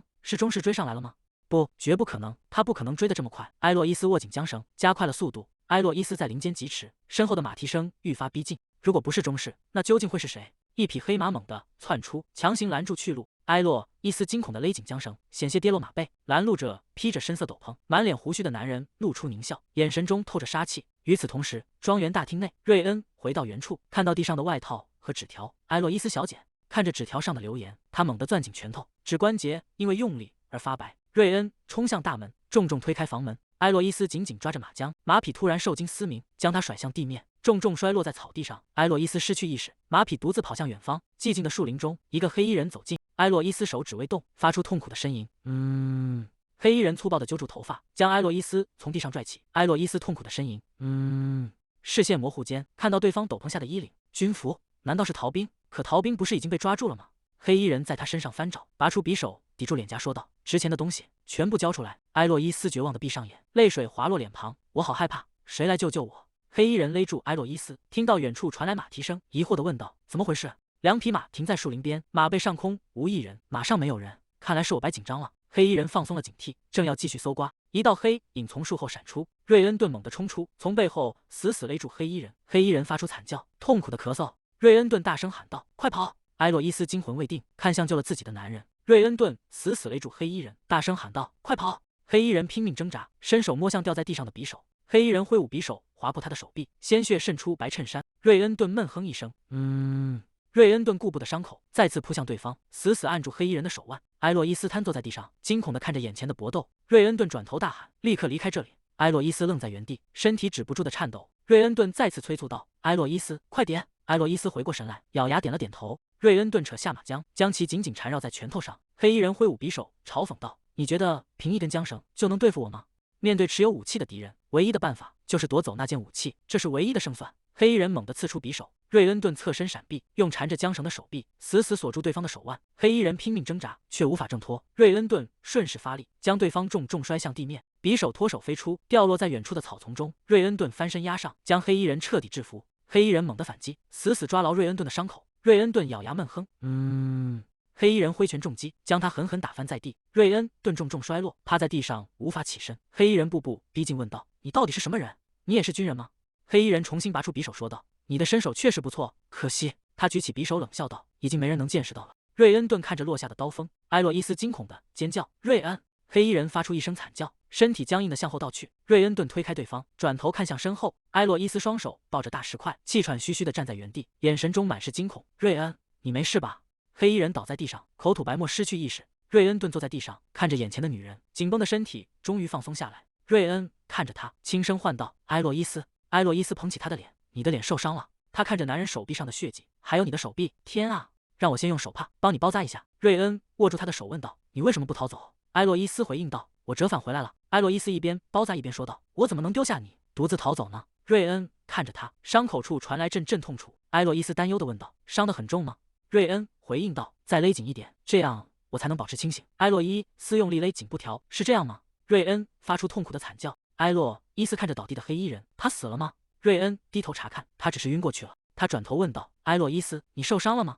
那个人有没有对你无礼？”埃洛伊斯回应道：“从马上摔下来，有点痛，除此之外没别的事。”瑞恩松了口气说道：“那就好。”他踩住昏迷的黑衣人：“既然不用杀他，我就直接把他拖走。”埃洛伊斯问道：“你是看到我留的纸条才赶过来的吗？”瑞恩点头回应道：“是的，我当时就在那条路上，但你的马独自跑了回来，那时我就确定你出事了。”他握紧拳头说道：“你到底在想什么？这么晚了，竟然独自一个人乱跑。”埃洛伊斯愣在原地，他低头解释道：“我听说逃兵被抓住了，所以才离开的，否则我也不会一个人走。你白天干了那么多重活，已经很累了，我很感激你每天送我回家，但在这种日子还要麻烦你，你知道我有多内疚吗？”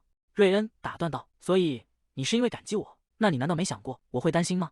埃洛伊斯回应道：“我现在知道了。”他弯下腰，大声说道：“对不起，让你担心了。”埃洛伊斯大声喊道：“谢谢你救了我，瑞恩。”索恩顿中士。瑞恩凑近问道：“你现在是在谢我，还是在对我发火？”埃洛伊斯回应道：“两个都是。刚才发生那种事，我已经够害怕了，你居然先责备我。我虽然很感激，但也非常生气，而且我也在担心你。你明白我的意思吗？”瑞恩沉默片刻，捂住脸笑出声来。埃洛伊斯愣在原地：“你为什么在笑？你觉得这很好笑吗？伤口不疼吗？”瑞恩放下手说道：“听起来确实是这样。”他看着眼前的女孩，分不清她是在生气还是在担心我，但这已经不重要了。瑞恩抚摸她的脸颊，深情地唤道：“埃洛伊斯，你……”他双手扶住她的肩膀，注视着她的眼睛：“只要你平安无事，我就放心了。”远处传来马蹄声，埃洛伊斯转头喊道：“日食，你回来了。”瑞恩提议道：“我们先回布利斯伯里吧，他牵住马绳，将昏迷的黑衣人横着扛上马背。他带着埃洛伊斯骑上另一匹马，在夜色中缓缓前行。埃洛伊斯靠在瑞恩怀里，紧绷的神经终于放松。既然已经安全了，我突然觉得好困。瑞恩低声唤道。埃洛伊斯怀里的女孩没有回应，已经沉沉睡去。瑞恩搂紧她的肩膀，让她靠在自己胸口。好热，现在真的是夏天吗？他满脸通红，骑马穿过寂静的树林，阳光洒进宽敞的房间。埃洛伊斯揉着眼睛醒来，发出一阵呻吟。为什么我会睡在2楼的卧室里？他环顾四周，这里不是瑞恩的房间吗？低下头看向身上，这些衣服好大。等一下，难道这是瑞恩的衣服？楼下传来呼喊声：“亲爱的埃洛伊斯，埃洛伊斯小姐！”埃洛伊斯吓了一跳，猛地转过身，门外传来敲门声。埃洛伊斯紧张地问道：“谁啊？”瑞恩在门外说道：“是我，瑞恩，我可以进来吗？”埃洛伊斯看着镜子，这简直是最完美的误会现场吧。片刻之后，瑞恩双手抱胸看着他：“为什么我会躲在衣柜里呢？”瑞恩推门而入问道：“你的身体状况？”埃洛伊斯突然扑向瑞恩，将他按在墙角，捂住他的嘴说道：“嘘，保持安静，我们现在的姿势绝对会被误会的。”瑞恩靠在墙边，被误会。门外传来赛伯顿夫人的喊声：“埃洛伊斯，我的女儿！”女仆也跟着喊道：“埃洛伊斯小姐！”埃洛伊斯看向门口说道：“母亲艾米丽。”赛伯顿夫人抱住女儿说道：“谢天谢地，你平安无事，没有哪里受伤吧？”埃洛伊斯回应道：“是的，我没事。瑞恩安全的救了我。”艾米丽问道：“索恩顿中士在哪里？我们得向他道谢。”埃洛伊斯神色慌张。艾米丽继续说道：“我去找中士。”埃洛伊斯看向柜子说道：“拜托了，艾米丽。”赛伯顿夫人盯着女儿问道：“真的没发生什么吗？”埃洛伊斯回应道：“当然，瑞恩，因为我吃了不少苦。”赛伯顿夫人沉默片刻说道：“埃洛伊斯，你似乎和中士变亲近了。躲在柜子里的瑞恩，为什么现在提这个？”赛伯顿夫人继续说道：“你很自然地叫他瑞恩，而不是姓氏。”埃洛伊斯愣在原地。确实如此，我从什么时候开始直接叫他的名字？脑海中浮现出那个混乱的夜晚，我曾惊慌地喊道：“瑞恩，你没事吧？”是从那个时候开始吗？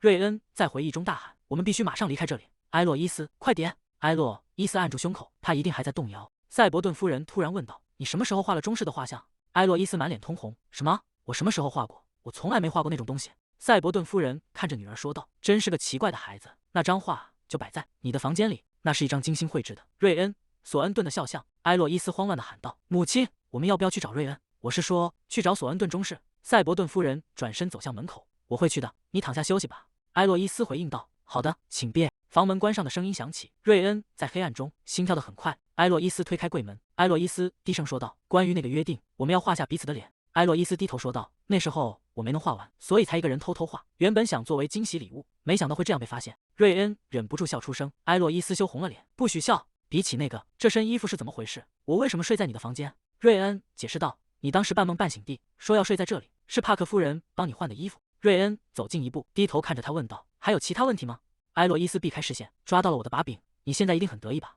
就是想看我笑话。瑞恩回应道：“我没有。”埃洛伊斯问道：“你受伤的手臂怎么样了？”瑞恩活动了一下肩膀，处理得很好，已经没问题了。埃洛伊斯走向门口说道：“那么我先出去了。”他推开房门，快步走下台阶。埃洛伊斯躺在床上，感受着心跳，这种感觉究竟是什么？阳光洒在庄园建筑上。埃洛伊斯坐在马车里，看向窗外问道：“对了，瑞恩，那个逃兵怎么样了？”瑞恩走在车旁回应道：“警卫队已经把他安全带走了。”当他看到同伙被绑起来的时候，显得非常震惊。原来他们是2个人，包括之前入狱的那个。赛伯顿夫人问道：“索恩顿中士，我可以问个问题吗？”瑞恩转头看向他：“随你高兴。”赛伯顿夫人。赛伯顿夫人问道：“你有想邀请参加宴会的朋友吗？”瑞恩露出迟疑的神色：“其实我觉得邀请菲利普应该也不错。如果是菲利普，他一定会比我更享受这里的自然。但如果邀请了菲利普，理查德绝对会跟过来。”理查德大喊着：“瑞恩！”光是想象一下就觉得精疲力竭。埃洛伊斯轻声唤道：“瑞恩！”瑞恩登上马车说道：“我没有邀请任何人，谁都不会来，绝对不会。”埃洛伊斯疑惑地问道：“好吧，但是瑞恩，你为什么坐在回我家的马车上？”瑞恩回应道：“因为我必须护送你回家。”埃洛伊斯追问道：“为什么？”瑞恩看向窗外说道：“为了你的安全。”女仆们聚在一起，小声交流着传闻。此时的坎伯恩城内，菲利普坐在椅上，一边喝茶，一边翻阅手中的书，茶杯轻轻落在桌上。房门被猛地推开，理查德抱着玫瑰大步冲进房间。理查德大声喊道：“菲利普，我的朋友，我终于想通了，我们要怎么做才能让瑞恩不把我们赶出去呢？”菲利普合上手中的书问道：“这次又是什么阴谋？”理查德回应道：“阴谋？你这么说听起来我像在做坏事。”菲利普推了推眼镜：“你确实在做坏事。”理查德坐下说道：“根据传闻，布里斯伯里今年要举办夏季宴会，但是菲利普，你知道最令人震惊的是什么吗？宴会的主持人是瑞恩。”菲利普停下动作问道：“瑞恩要举办宴会？你是说那个脾气暴躁的家伙？”理查德摆弄着红玫瑰：“总之那个宴会才是重点，到时候会有很多双眼睛盯着。”他怎么能赶走远道而来的朋友？即使是伟大的理查德，也不能那样做，对吧？我真是个天才。菲利普无奈地叹了口气。菲利普满头大汗。天呐，距离宴会还有3天。埃洛伊斯站在宅邸前，母亲和艾米丽还有我都会留在布里斯伯里，直到宴会结束为止。我现在就在家里收拾行李。那个太重了。埃洛伊斯跑向台阶说道：“你会弄伤伤口的，把它给我。”瑞恩抱着沉重的木箱，笑着回应道：“这点重量没关系，伤口已经好多了。”他轻松地搬起箱子问道：“2楼还有要搬的东西吗？”埃洛伊斯指着楼上说道：“能把我卧室里的行李拿走吗？”瑞恩点头应道：“没问题。”一只白鹅呆立在草地上，埃洛伊斯蹲在草地上，心跳得好快。出发前必须冷静下来。瑞恩推开房门，这是埃洛伊斯的房间。他抱着木箱走进屋内，看到了一幅画作。瑞恩放下木箱，走到画架前。“我曾经是这样笑的吗？”阿比盖尔猛地推开门喊道：“埃洛伊斯，我听说你受伤了，你还好吗？”阿比盖尔在原地看着眼前的瑞恩。女人的房间，一个陌生的男人，这是一个危险的人物。他指着对方喊道：“你一定是小偷！”瑞恩惊慌地挥手说道：“等一下，这是个误会，埃洛伊斯会解释的。”阿比盖尔挥起手杖砸向他：“你是谁？竟敢这么随便地叫他的名字？”埃洛伊斯在楼梯间停下脚步，那是阿比盖尔的声音。发生什么事了？他急忙冲进房间，看到阿比盖尔正用力敲打瑞恩。阿比盖尔收起手杖，道歉道：“非常抱歉，索恩顿中士。”瑞恩揉着头回应道：“没关系。”阿比盖尔看着他说道：“埃洛伊斯，很高兴你没有受重伤，你看起来很忙，那我就先告辞了。”埃洛伊斯挽留道：“等一下，阿比盖尔，喝杯茶再走吧。”阿比盖尔走向门口说道：“不用了，别送了，中士很高兴见到你。”埃洛伊斯站在门内说道：“宴会上见，阿比盖尔小姐。”瑞恩转过身看着画家问道：“埃洛伊斯，这就是那幅肖像画吗？”埃洛伊斯看向窗外说道：“我们现在出发吧。”瑞恩盯着画作回应道：“再等一下，我无法从这幅画上移开视线。”埃洛伊斯笑着说道：“那你为什么不雇我当讲解员呢？”瑞恩转过身：“那真是个好主意。”埃洛伊斯察觉到异样：“怎么了？”瑞恩有些慌乱：“没什么。”瑞恩看着阿比盖尔的背影：“为什么他的表情会那样？”距离宴会还有2天，管弦乐队已经入住宅邸，琴声在花园里回荡。瑞恩走在草坪上说道：“乐队今天就开始留宿了。”埃洛伊斯回应道：“是的，他们整天都在练习舞曲。”埃洛伊斯递出一封信，说道：“对了，有一封给你的信。”瑞恩接过信件问道：“给我的信？谁会给我写信？”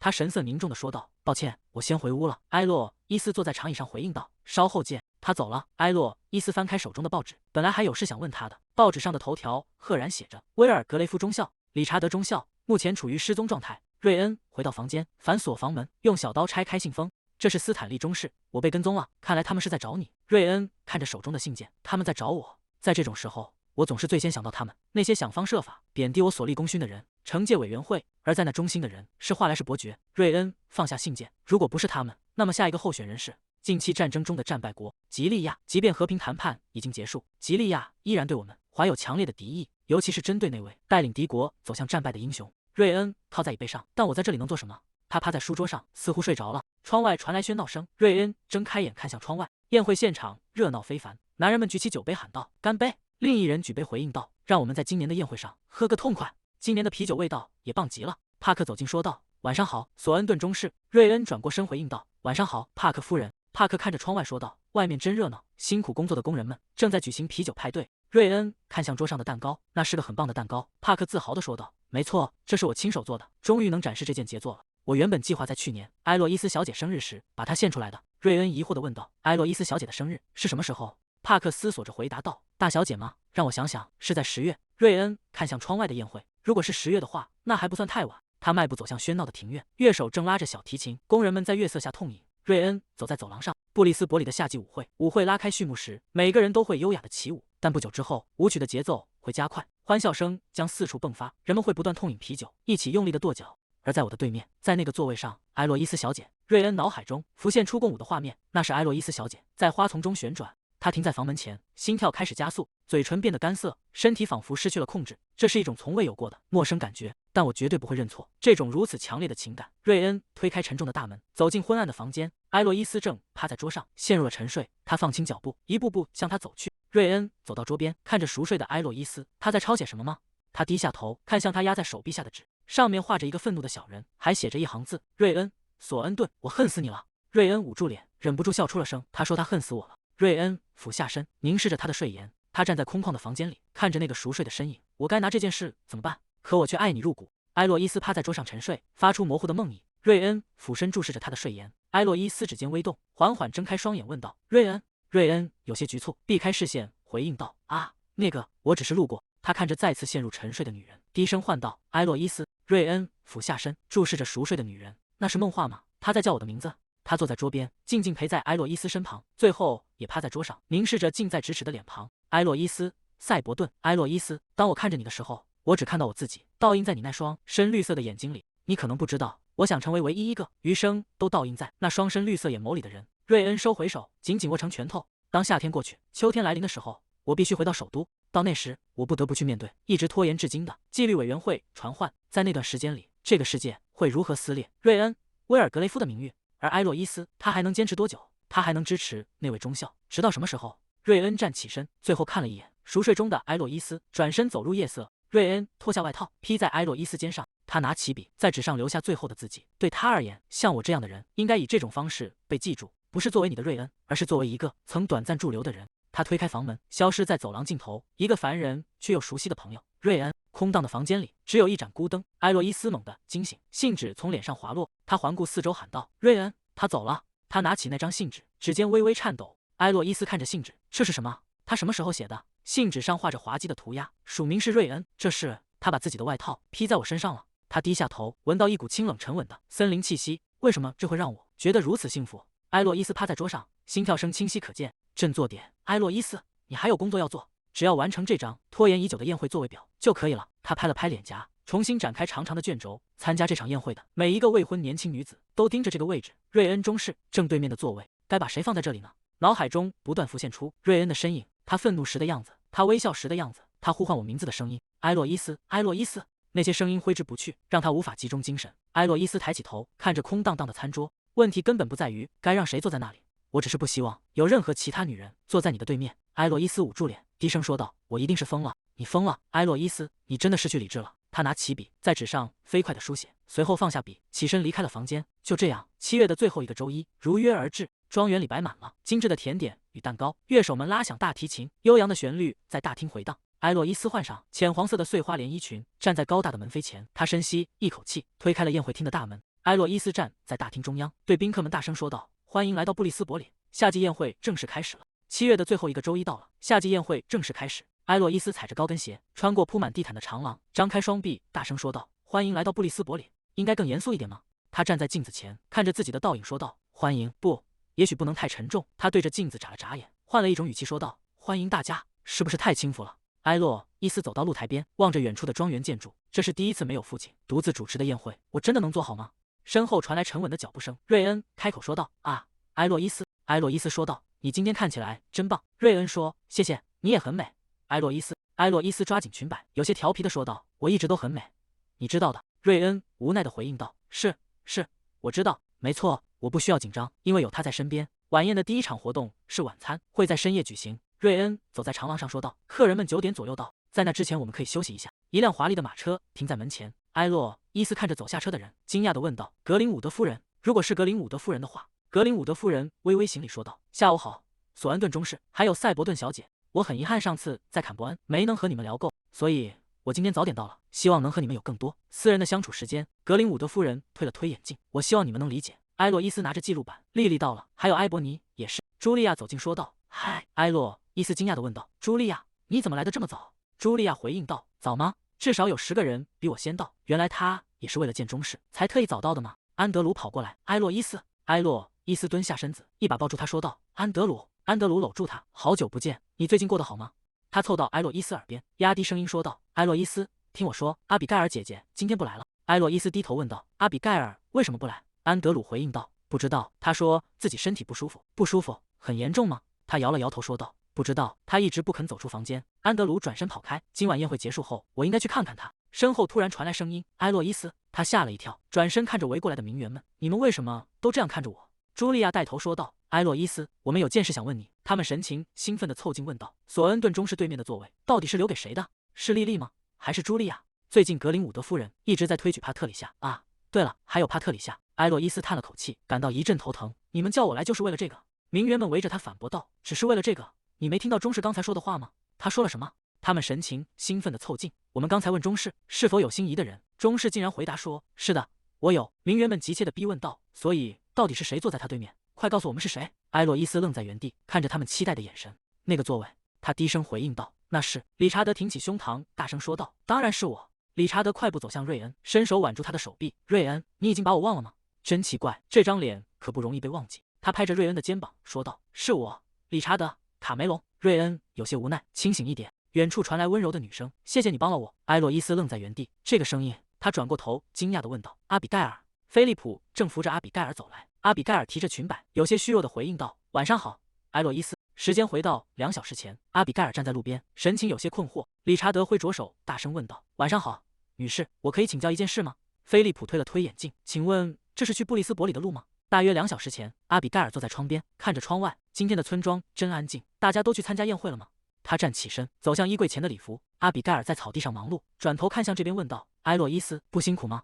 埃洛伊斯挥动锤子说道：“当然辛苦了。”放下工具，看着桌子，继续说道：“虽然辛苦，但从现在开始，我要练习独立做事。”阿比盖尔在远处笑道：“我想就算变老了，你也会在我身边。”埃洛伊斯回应道：“我也是。”他躺在草地上喊道：“真的好累，但我会坚持下去的。”两人并排躺在草地上，看着天空。埃洛伊斯转头问道：“阿比盖尔？”阿比盖尔回应道：“埃洛伊斯看着天空说道：“即使我们白发苍苍，视线变得模糊，也要像这样和睦地一起慢慢变老。”埃洛伊斯继续说道：“就像现在这样，作为一起喝茶的朋友，平静地生活下去。”阿比盖尔笑出声说道：“怎么突然说这些？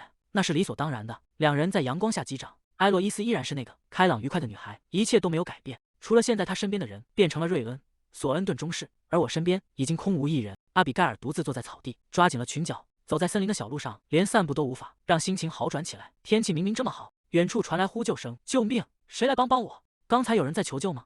阿比盖尔停下脚步，环顾四周，该怎么办？村子里现在应该没人。他拿起提灯，走进森林深处。所以你们2位是瑞恩、索恩顿中士的朋友，原本要去参加宴会，却在沼泽里迷路了，是这样吗？菲利普回应道：“没错。”他指着后方，继续说道：“那边那个人还没能爬出来。”阿比盖尔看着泥潭说道：“我去村里拿绳子。”菲利普说道：“我陪你去，求你了，快一点！”理查德陷在泥潭，大声喊道：“我觉得自己正在慢慢沉下去。”阿比盖尔带回绳索，将他拉出泥潭。理查德握住他的手：“多亏了你，我才活了下来，我的女士，你救了我的命。”阿比盖尔愣住，问道：“就这样吗？”理查德回应道：“当然。”菲利普按住他的头：“你在干什么？”理查德挣扎着说道：“谢谢你帮了我，那我们现在出发了。”阿比盖尔看着他们上马离开。等一下，阿比盖尔回应道：“啊，你不能穿成这样去宴会。”阿比盖尔带他们回到住处。理查德感叹道：“奥吉尔维小姐真是天使，甚至借给我们这种衣服。”菲利普在井边冲洗，换上干净的白衬衫，说道：“多亏了你，我现在看起来很干净。现在回军队去。”理查德拽住他：“不，我要去布里斯伯里，我倒要看看究竟是谁能打动瑞恩的心。现在开始有点好奇了。”两人骑上马，阿比盖尔指路说道：“布里斯伯里走这边。”菲利普问道：“奥吉尔维小姐，你不去参加宴会吗？”阿比盖尔微笑着说道：“是的，我不打算参加。”他挥手目送两人远去。又剩下我一个人了，总觉得有些凄凉。阿比盖尔拄着长伞，独自走在夕阳下的街道，身后传来急促的马蹄声。他惊讶地转过头，菲利普骑马折返，停在他的面前。阿比盖尔疑惑地问道：“是有什么东西落下了吗？”他跳下马，悲回应道：“这个嘛。”菲利普看着他说道：“天气这么好，独自度过实在太可惜了。”菲利普伸出手说道：“要一起去宴会吗？”阿比盖尔愣在原地，看着递到面前的手，他轻声问道：“可以请你上马吗？”阿比盖尔搭住他的手，回应道：“拜托了，奥斯本中尉。”菲利普将他扶上马背，低声纠正道：“菲利普。”阿比盖尔疑惑地问道：“什么？”他抬头看着他说道：“请叫我菲利普。”远处传来马蹄声，理查德牵着马。菲利普怎么这么慢？菲利普骑马转身说道：“我忘了点东西，马上就回来。”理查德看着他离去，他到底忘了什么？终于来了。理查德眯起眼睛，菲利普骑马走近，身后竟然坐着一个人，奥格尔维小姐。理查德笑着说道：“菲利普，那家伙还不赖吗？”阿比盖尔回应道：“抱歉，卡梅隆中士，让你久等了。”理查德摆手说道：“完全没有，你们来的正是时候，出发吧。”理查德张开双臂说道：“所以我们就这样来参加宴会了。”瑞恩咬牙切齿：“你这家伙！”埃洛伊斯在旁边小声问道：“那个出什么事了吗？”瑞恩立刻转头大声回应道：“不，什么事都没有。”他一把搂住理查德的脖子：“这群混蛋！”菲利普推了推眼镜说道：“先声明一下，我可是拦过他们的。”赛伯顿夫人看着他们说道：“都是些没见过的面孔呢。”埃洛伊斯走上前解释道：“他们是索恩顿中士的战友，刚好路过附近，就顺便过来了。”赛伯顿夫人惊讶地问道：“哎呀，是真的吗？那还真是巧呢。如果各位不介意的话。”赛伯顿夫人笑着问道：“要一起参加晚宴吗？”理查德回应道：“如果可以的话，那是我们的荣幸。”埃洛伊斯看着座位表，食物倒是准备充足，但这拥挤的座位表该怎么调整才好？阿比盖尔走近说道：“埃洛伊斯，听我说。”他凑到耳边低语：“晚宴的时候，我和管家会退出来的。”理查德点头说道：“没错，如果没有座位的话，我们可以分开吃。”阿比盖尔继续说：“偶尔错过一次也没关系，晚宴并不是节日的全部。”埃洛伊斯感激地说道：“真是太感谢你们了。那么，请各位尽情享受吧。”瑞恩站在远处，沉默地注视着一切。埃洛伊斯与阿比盖尔并肩走进宴会厅，华丽的吊灯洒下光芒，长桌上摆满了丰盛的佳肴，烤鸡与甜点散发着诱人香气。宾客们围坐在一起，席间充满了欢声笑语。瑞恩坐在席间，他机械地用叉子拨弄着盘子里的肉排和豌豆，周围的喧闹声仿佛与他无关。他微微侧过脸，眼神中透着难以捉摸的情绪。原本打算在众人面前向埃洛伊斯表达谢意，为了他日以继夜的辛劳，向他敬一杯酒。可现在全毁了，全是因为那群不速之客。他愤怒地插起一颗豌豆，理查德和菲利普正旁若无人的大快朵颐，所有的计划都泡汤了。埃洛伊斯站起身问道：“大家喜欢这些食物吗？”宾客们纷纷回应道：“非常美味。”埃洛伊斯小姐，今年你也辛苦了，这都要多亏了帕克夫人，还有艾米丽公爵。埃洛伊斯听到赞美，有些惊讶地转过头。瑞恩陷入沉思。瑞恩，笑一个吗？埃洛伊斯灿烂的笑容在脑海中挥之不去，他指尖轻抵着脸颊，在黄色花丛中闪闪发光。瑞恩回过神来，继续切着盘中的牛排。菲利普吃着肉说道：“说实话，埃洛伊斯。”他停下动作，神情变得有些严肃。瑞恩放下餐具，掩嘴轻咳了一声。夜色渐深，时钟滴答作响，晚宴终于接近了尾声。宾客们陆续走出大门，在台阶下挥手告别。我今天过得很开心，请各位慢走，路上小心。茱莉亚低着头，在走廊里徘徊，在队长的另一边。队长，理查德走上前说道：“茱莉亚小姐。”她惊讶地抬起头。卡梅隆中士。理查德握住她的手说道：“相聚总是短暂，离别却让人遗憾。我可以期待再次见面的那一天吗？”茱莉亚深情地回应道：“是的，中士，只要你愿意。”阿比盖尔站在远处，看着这一幕说道：“卡梅隆中士还真是社交达人啊。”菲利普推了推眼镜说道：“如果有问题的话，那就是他的社交能力只会在这种时候发挥出来。”菲利普转过身，看向身后的瑞恩。瑞恩沉声说道：“理查德，菲利普，好久不见了，我们单独聊聊吧。”他双手抱胸，站在走廊中央，神情异常冷峻。埃洛伊斯提着油灯，独自走在昏暗的走廊。糟糕，忘了带客人们去卧室了。房间内，瑞恩坐在沙发中央，理查德与菲利普分立两侧。瑞恩交叠着双手，目光如刃。“我们的谈话还没结束，你们到底是谁？”埃洛伊斯独自整理着文件。就在刚才，再过2天就是夏季庆典的最后一天。瑞恩对面的座位原本属于茱莉亚和帕特里夏，结果那2个位置最后却被瑞恩的朋友们占据。埃洛伊斯提着灯走出房间，穿过长长的走廊。我苦恼了好多天，究竟该让谁坐在那里？谁能想到竟然会发生这种事？我刚才是在庆幸吗？因为坐在瑞恩对面的不是女人。瑞恩满头大汗，大声喘着粗气。理查德还有菲利普，这到底是什么意思？理查德看着眼前的男人们。那个，瑞恩坐在沙发上说道：“我现在没心情开玩笑，所以你最好如实回答。”卡梅伦中士。卡梅伦满头大汗地回应道：“在暑假期间，我一直在考虑该做什么。”瑞恩中笑：“不是那样的，我只是想见瑞恩中士，所以……”瑞恩看向一旁问道：“菲利普，你呢？”菲利普推了推眼镜说道：“我在监视卡梅伦中士，顺便过来护送女士们。”瑞恩面色阴沉地说道：“果然不出所料，我不会再说第2次。天亮之后，立刻回坎本去。”理查德看着沉默的菲利普，为什么菲利普这次这么安静？瑞恩俯视着理查德说道：“为什么回答的这么慢？谁来救救我们？”理查德听到敲门声，惊恐地看向房门说道：“他来了。”瑞恩走到门口说道：“我们的谈话还没结束，请问你是谁？”埃洛伊斯在门外回应道：“是我，埃洛伊斯。”埃洛伊斯在门外继续说道：“如果你正忙的话，我晚点再过来。”瑞恩打开房门：“不，已经结束了，我们这就离开。”瑞恩看着门外的埃洛伊斯问道：“找我有什么事？”埃洛伊斯有些局促地回应道：“我是想带客人们去他们的卧室。”瑞恩转头看向屋内的男人们：“卧室？你是说卧室吗？”瑞恩看着埃洛伊斯说道：“对于阿尔比恩的强壮士兵，舒适的房间太奢侈了。”理查德在威压下颤抖着说道：“那就请给我们空谷仓的钥匙之类的吧。”埃洛伊斯无奈地回应道：“说实话，瑞恩，这里是布里斯伯里，我们是有标准的，怎么能让客人睡在谷仓？”理查德坐在壁炉旁说道：“没错，我们2个好不容易才赶过来，路上甚至掉进了沼泽。女仆们已经准备好了洗澡水。瑞恩，虽然我们可以把你剥光扔出去，但还是请你照顾好这些衣服。”埃洛伊斯微笑着问道：“2位，我现在可以带你们去房间了吗？”理查德和菲利普立刻回应道：“当然可以。”他们走向门口说道：“非常感谢，萨伯顿小姐。”瑞恩站在门边，面色阴沉地看着他们离开。瑞恩捂着脸，冷静思考，一定要想出办法，把那几个混蛋赶走。埃洛伊斯提着灯走过来说道：“对了，阿比盖尔托我转达一些话。”菲利普和理查德停下脚步。埃洛伊斯开心地说道：“你们2位，真的非常感谢你们。”阿比盖尔说：“能遇到你们2位，真是太幸运了，多亏了你们，他才能顺利参加晚宴。”瑞恩站在远处看着这一幕。埃洛伊斯微笑着继续说道：“你们是这场晚宴最尊贵的客人，所以请务必在这里住得舒心。”菲利普和理查德受宠若惊，挺直了身体。他们看向远处的瑞恩，露出得意的神情。理查德回应道：“这是我们的荣幸，萨伯顿小姐。”瑞恩垂头丧气，事情不该是这样发展的。菲利普捧着大树玫瑰，对着空气练习道：“明天的夏季舞会，请和我一起参加吧。”阿比盖尔。菲利普戴着眼镜，神情紧张地盯着眼前的鹅。叼走了他手中的花。菲利普惊慌地喊道：“不在那边！就算你站在那里！”理查德靠在树边，看着这荒唐的一幕。朋友们真是让人沮丧，每一个都是如此。真是的，理查德察觉到异样。埃洛伊斯抱着沉重的木箱，一双手伸过来接过了重量。埃洛伊斯微笑着说道：“谢谢你，瑞恩。”瑞恩。理查德走上前，按住埃洛伊斯手中的箱子，问道：“你平时都是这样，直接叫他的名字吗？”埃洛伊斯显得有些慌乱。那个瑞恩在远处目睹了一切，愤怒地抓紧了墙缘。那个混蛋！理查德帮埃洛伊斯搬着木箱，问道：“瑞恩，你平时都这样直接叫他名字吗？”埃洛伊斯有些意外地回应道：“瑞恩是我的好朋友，有什么问题吗？”理查德微笑着摇头说道：“不，当然没问题。”埃洛伊斯问道：“卡梅伦中士，您在这里遇到什么麻烦了吗？”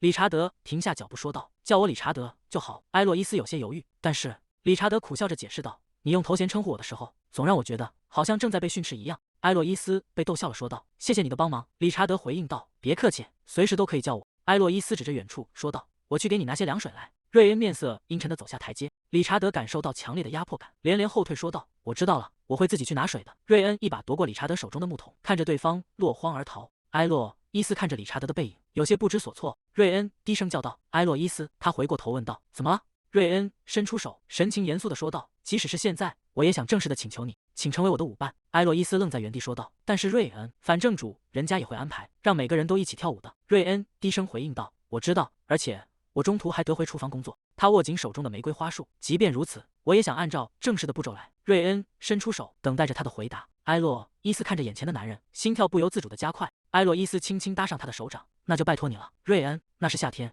第二天，一群孩子站在宏伟的建筑前，发出阵阵惊叹。那是魔法城堡，不，那是皇宫。特纳夫人走上前说道：“好久不见，埃洛伊斯，还有索恩顿中士。”瑞恩微微点头回应道：“欢迎您，特纳夫人。”特纳夫人惊喜地叫道：“天哪，你竟然还记得我！”他递过篮子说道：“拿着这个，这是今天早上刚下的蛋。”镇民们纷纷围了上来，把面粉和培根塞进篮子，还有人递来新鲜牛奶。埃洛伊斯被人群包围，有些慌乱地说道：“大家请慢一点。”堆积如山的食材摆满桌子，布里斯伯里的居民们送来了足够吃1年的食物。埃洛伊斯看着热闹的会场，转头对瑞恩说道：“我从未见过如此温暖又充满善意的庆典，我希望这能成为一段难忘的回忆。”瑞恩注视着身边的女孩，露出温柔的微笑。他与埃洛伊斯并肩远去，我会记一辈子。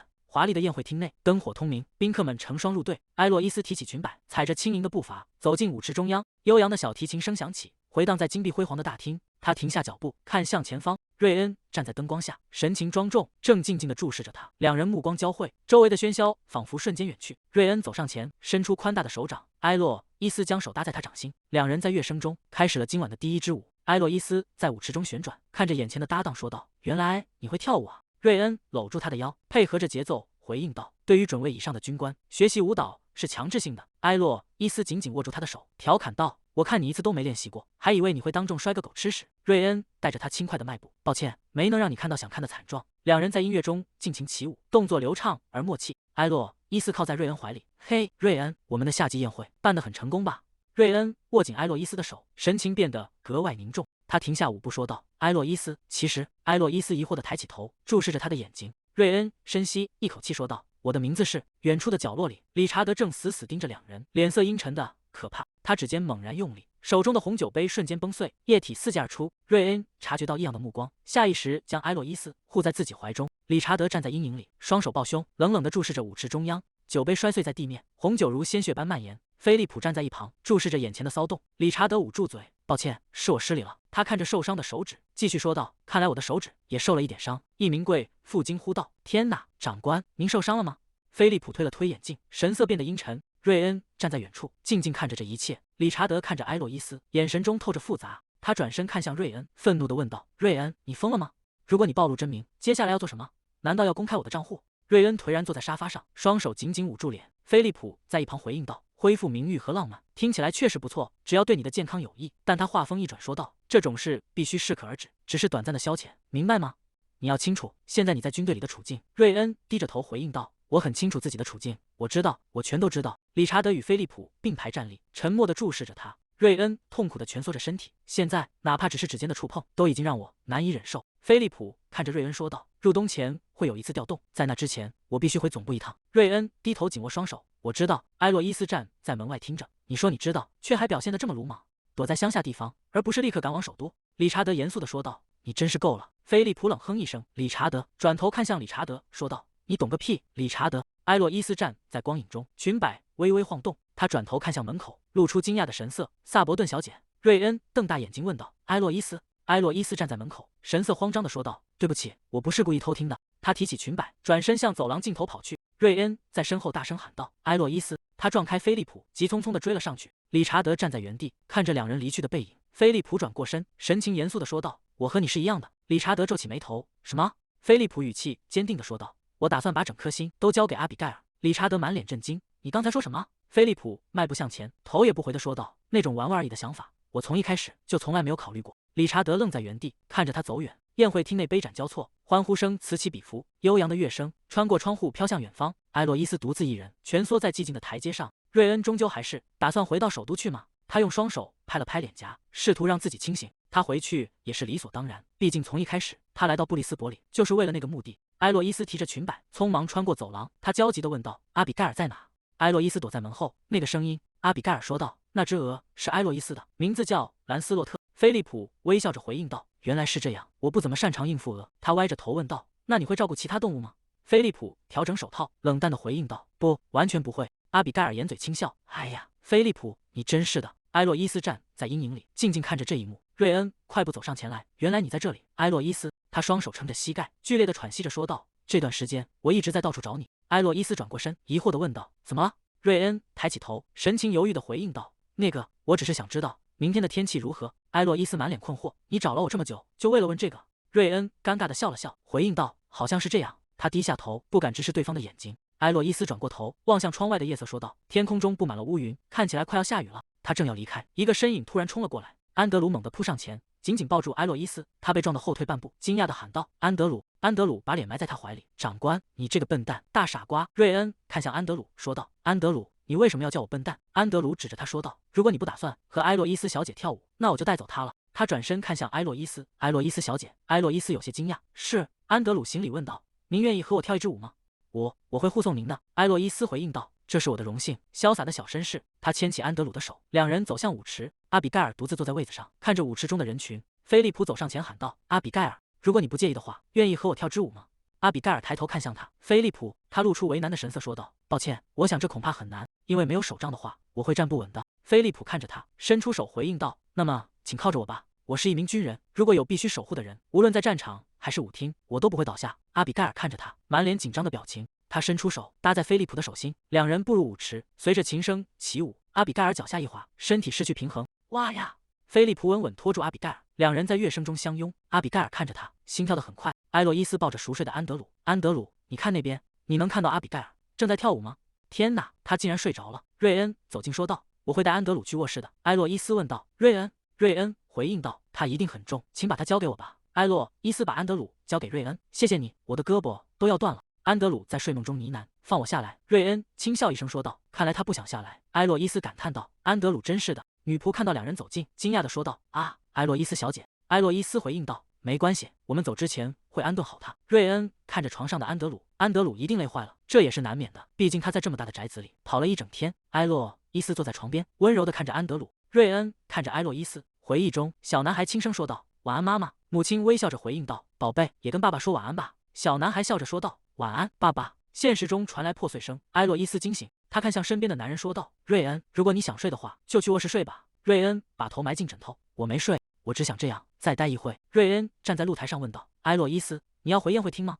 埃洛伊斯看着远方：“不，我不想打扰客人跳舞，现在大家应该都有固定的舞伴了。”瑞恩侧过头说道：“你没打算回去，真是太好了。”他转过身向埃洛伊斯伸出手：“在这里，作为我的舞伴，最后一次，我想邀请你跳支舞。”埃洛伊斯有些迟疑，最终伸出手搭在瑞恩的手心：“瑞恩，我已经下定了决心，如果明天会下雨，我就向你表白我的心意。”埃洛伊斯靠在他肩头，任由他握紧自己的手，雨滴落在绿叶上，发出清脆的声响。悠扬的琴声响起，乐手们拉动琴弦，宾客们在舞池中旋转。当丁香凋零，睡莲盛开的季节，我会坐在窗边想念你，杏色的丝绸，你就像夏天出现的蝴蝶。瑞恩紧紧握住他的手，亲吻我的指尖后离去。能否将那瞬间化作永恒？埃洛伊斯提起裙摆，足尖轻点水面，泛起阵阵涟漪。在那丁香凋零、睡莲盛开的池塘边，我坐在这里沉思。当夏日逝去，冬日来临时，你会离开吗？如果是这样，我会采摘这些百合，将它们插进花瓶。埃洛伊斯注视着瑞恩，所以请留下来，无论何时，只要你愿意，让疲惫的翅膀在我身边稍作休息。两人站在露台边缘，月光洒在水面上，乐声在空气中流淌。天空突然阴云密布，雨点急促的落下，打湿了露台的围栏。大雨倾盆而下，瞬间淋透了全身。埃洛伊斯牵着瑞恩的手，天呐，我们两个都湿透了。瑞恩，埃洛伊斯说出的名字在瑞恩耳边回荡。瑞恩脸色苍白，捂住口鼻，转身冲进暴雨中，皮靴踩碎积水，溅起阵阵水花。他在雨中狂奔，穿过花园的灌木丛，消失在夜色里。瑞恩靠在树干上，大口喘着粗气，雨水顺着脸颊滑落。他紧紧抓着胸口的衣服，心脏剧烈跳动。埃洛伊斯，赛博顿，回忆涌上心头。两人曾在书桌前对坐，手掌几乎相碰。埃洛伊斯，马车摇晃，他曾那样静地看着他，看着那双绿色的眼睛。埃洛伊斯，瑞恩中校，冬日来临前，你会被调离。在那之前，我必须回到总部。你会被送上惩戒委员会。你这个卑贱的下等人，你甚至无法像个私生子那样躲好。你怎么敢爬到阳光下？瑞恩蜷缩在雨中，双手抱头，任由雨水冲刷身体。瑞恩·沃尔格雷夫这个名字承载了太沉重的负担。如果像我这样的人留在埃洛伊斯身边，原本指向我的指责之剑自然会转向他。瑞恩伸出手，想要触碰幻影中的他，却又颓然垂下。埃洛伊斯一直生活在费尔特姆，以后也会一直在这里，在他所爱的人身边，平静而幸福的生活下去。瑞恩闭上双眼，任由雨水冲刷脸颊，守护那份幸福就是最好的选择。为了我深爱的人。埃洛伊斯站在露台，望着漫天大雨，眼神中透着忧虑。瑞恩在树影下仰起头，当这场雨停止的时候，我会离开费尔特姆，回到首都纽汉。窗外大雨如注，瑞恩独自坐在窗前，看着雨幕出神。瑞恩转过头，埃洛伊斯。埃洛伊斯推开房门，你起得真早。他站起身回应道，很抱歉，昨天凌晨让你独自留在雨中。埃洛伊斯走到他身边，我接受你的道歉。这里有人坐吗？瑞恩看着窗外说道，雨一直在下。埃洛伊斯点头回应道，是啊。他转头看向瑞恩，问道，瑞恩，你秋天就要回首都了吧？瑞恩回应道，我还需要和同事们商量一下。埃洛伊斯垂下眼帘说道，我父亲现在也在首都。埃洛伊斯看着窗外说道，我是去那里看望教母，我也在考虑近期亲自去一趟。如果我去了，我们还能再见面吗？瑞恩低着头，那是不可能的。埃洛伊斯攥紧裙摆，指尖因为用力而发白。他颤声问道，一定要这么肯定吗？我知道你肯定会很忙，你提到过冬天要调职，那么明年春天呢？瑞恩沉默地看着前方，眼神中透着冷峻。埃洛伊斯转过头，满怀期待地看着他。瑞恩低声回应道，对不起，埃洛伊斯，雨已经下了好几天，一直没有停下的迹象。理查德站在窗前，看着模糊的雨幕，如果河水泛滥，那将会是一场灾难。茱莉亚躺在沙发上说道，请不要担心，这一带的洪水只存在于历史书里。理查德背对着他回应道，听你这么说我就放心了。但是他看着窗外的积水，我还是去河边看看吧。雨势越来越大，笼罩了整座城堡。阿比盖尔躺在床上，听着窗外的雨声。菲利普推门走进房间，问道，阿比盖尔怎么样了？埃洛伊斯转过头说道，奥斯本中尉，他刚才吃过药，已经睡着了。菲利普低下头说道，如果阿比盖尔生病是因为我坚持让他跳舞，我真不知道该如何道歉。埃洛伊斯看着他说道，每年的这个时候，阿比盖尔的腿都会疼，大概是因为下雨的关系。他已经吃过药了，很快就会好起来，所以请不要太担心。菲利普松了口气说道，那我就放心了，谢谢你，赛博顿小姐。宴会结束，宾客散尽，布里斯伯里陷入沉寂，只剩下连绵的雨声。那些因故留下的人似乎都陷入了沉思。理查德披着斗篷站在走廊里，菲利普手在床边，看着熟睡的阿比盖尔。我无意打破这份沉默，但偶尔我必须克制住冲动。埃洛伊斯站在门前，看着那扇紧闭的房门，我必须克制住去敲响他书房大门的冲动。我问他原因，确信不会再有下次，除了说是最高军事机密。瑞恩没有再说一个字。看到他眼神的那一刻，我不得不接受现实。瑞恩的决定很坚定，而我的感情被拒绝了。别再找借口，收拾行李了，快点回家吧。阿比盖尔有茱莉亚，还有中尉在身边，他会没事的。阿比盖尔今年会离开单身俱乐部吗？在那之后，他可能会跟着中尉一起去首都。那我呢？门外传来急促的脚步声，理查德大声喊道：“埃洛伊斯！”埃洛伊斯回过神，看向房门，问道：“茱莉亚？”茱莉亚在门外喊道：“理查德正在找你。”理查德神情严峻，他抓着头发说道：“情况非常紧急，河面上飘着动物尸体。3天前，上游一定下过暴雨，这里也下了不少雨，河水水位已经到了临界点。”理查德俯身撑在桌上，盯着地图说道：“我听说菲尔特姆以前发生过大洪水。”埃洛伊斯指着地图说道：“没错，虽然地图上没标出来，但在那次大洪水中，上游堆积了大量泥沙，直到现在，那些泥沙一直充当着堤坝。但是如果那座堤坝坍塌，地势低洼的菲尔特姆将会被彻底淹没。”理查德看向同伴说道：“菲利普，你留在这里，我和瑞恩一起去。”理查德披上深绿色斗篷，快步走向门口，说道：“我们现在就去村子里确认一下情况。”埃洛伊斯看着他们说道：“请一定要小心。”暴雨如注，两道身影冲进雨幕，向着村庄疾驰而去。瑞恩和理查德冲下城堡台阶，跑进倾盆大雨中。瑞恩拉紧兜帽，眼神异常冷峻。理查德抹掉脸上的雨水，翻身上马，驾！两人挥动马鞭，在泥泞中疾驰而去。雷声在天际炸响，雨势愈发狂暴。埃洛伊斯独自蹲在雨中，看着他们离去的方向。埃洛伊斯靠在窗边，希望不要出什么事。马车在暴雨中疾驰，车轮溅起大片水花，向着村庄赶去。远处传来凄厉的叫喊：“救命啊！快来人救命！”他猛地转过头，看向声音传来的方向。泥沙大坝决堤了，洪水冲过来了，浑浊的水流瞬间冲破了岩石，咆哮着席卷一切。大雨倾盆而下，雷声在云层中轰鸣，马匹在雨中疾驰，蹄声急促。穿过幽暗的森林，木已被猛然撞碎，木屑四散飞溅，洪水冲垮了堤坝，浑浊的水流奔涌而下。特纳大声呼喊道：“埃洛伊斯小姐！”埃洛伊斯提着裙摆奔向马车，问道：“特纳先生，发生什么事了？”特纳扶住车厢，回应道：“堤坝决口了。”特纳掀开车帘说道：“费尔瑟姆被泥浆淹没，只是时间问题，我们必须立刻撤离，前往布里斯伯里。”埃洛伊斯看着车内年幼的孩子们蜷缩着，神情充满了不安。特纳继续说道：“这是索恩顿中士说的，后续还会有几辆马车，很快就会抵达这里。”埃洛伊斯紧握双手，眼神变得坚定。暴雨笼罩着庄园，雷声在屋顶轰鸣。埃洛伊斯推开沉重的大门：“布里斯伯里的所有人，请立刻到正门集合。费尔瑟姆堤坝很危险，从现在起，布里斯伯里将作为临时避难所使用。首先把宴会厅的家具全部推到后面去。”仆从们立刻行动起来，齐声回应道：“交给我们吧。”埃洛伊斯继续指挥道：“把宴会用的床垫全部拿出来，还有卧室里的被褥也全都搬出来。剩下的人准备热水，还有干净的衣服，帮着转移病人和孩子。”仆从们齐声回应道：“遵命，小姐。”埃洛伊斯抱起安德鲁，对身边的女仆说道：“把伤员送到最前面。”屋外传来急促的喊声，又有2辆马车到了。菲利普背着年迈的伤员，在大雨中冲进大厅。埃洛伊斯紧紧搂住怀中惊恐的安德鲁。埃洛伊斯大声喊道：“特纳先生，你要回村子里去吗？”特纳停下脚步回应道：“是的，现在的马车肯定不够用，我这就出发。”赛博顿小姐，埃洛伊斯一把夺过缰绳：“不，我更熟悉费尔瑟姆的地形，还是我去吧。”他神情严肃地坐上车夫位，双手死死握住缰绳。驾！马车在暴雨中疾驰而去，轮毂飞速转动，2辆马车驶离庄园，消失在雨幕中。洪水已经漫过膝盖，水流湍急。瑞恩腰间系着粗绳，在洪水中艰难前行。他逆着浪潮冲向被困在岩石上的2名平民。理查德站在大雨中，神情严峻地注视着汹涌的洪水。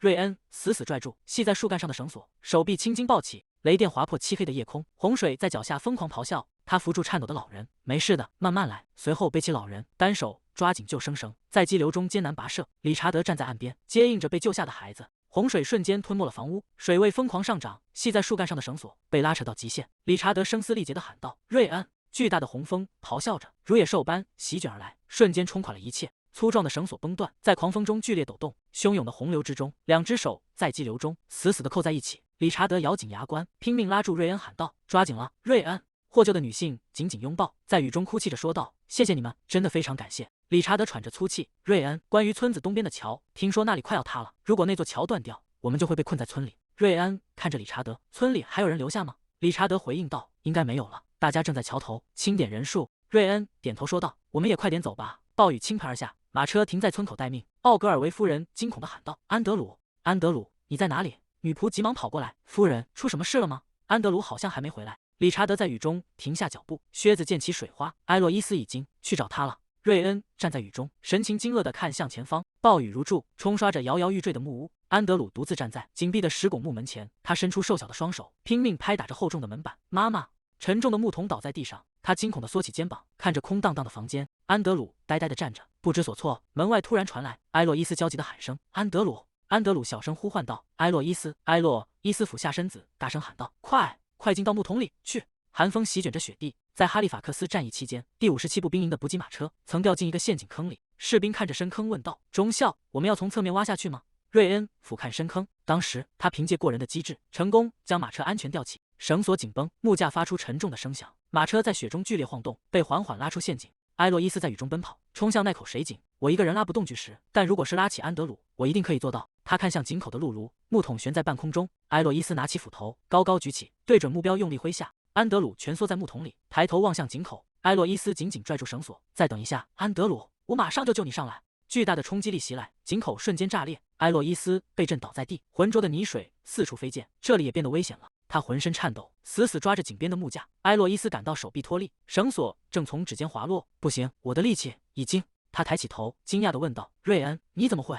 一只宽大的手掌突然紧紧附在他的手上。瑞恩大声喊道：“埃洛伊斯！”瑞恩双手紧紧握住绳索，说道：“先集中精力把他拉上来。”绳索在滑轮上剧烈摩擦。安德鲁坐在木桶里，离井口越来越近。瑞恩咬牙发力说道：“再坚持一下，马上就到了。”木桶终于升到地面。埃洛伊斯紧紧搂住安德鲁，泪水夺眶而出，说道：“我的天啊！谢天谢地，我总算放心了。”瑞恩神情严峻：“现在放松还太早了。”暴雨依旧猛烈，远处传来了急促的脚步声。埃洛伊斯停下脚步，惊恐地望向前方，说道：“瞧，远处的木桥在洪水中剧烈摇晃，支架正一根根断裂，桥身即将彻底崩塌。他指着地上的绳索：“瑞恩，快看那边的绳索！”他看向摇摇欲坠的桥，那座桥支撑不住成年人的重量。瑞恩用力拽紧绳索，确认结实程度。他将绳索绕过安德鲁，在男孩腰间系牢，但对于一个轻便的孩子，应该没问题。安德鲁，还记得我们在布里斯伯里玩过的赛跑吗？安德鲁含着泪水，乖巧的轻声点头。瑞恩继续说道：“就像那时候一样，从这里跑到对面去。你要用尽全力奔跑。”他露出鼓励的微笑：“你能做到的，对吧？”安德鲁紧紧抱住他：“是的，中士。”埃洛伊斯站在一旁，手轻轻搭在瑞恩肩上。瑞恩猛地推开双手：“跑吧，安德鲁。”瑞恩松开了手，任由绳索从指尖滑落。安德鲁在破损的木桥上拼命向前奔跑，桥身剧烈晃动，向一侧严重倾斜。瑞恩声嘶力竭地喊道：“拉！”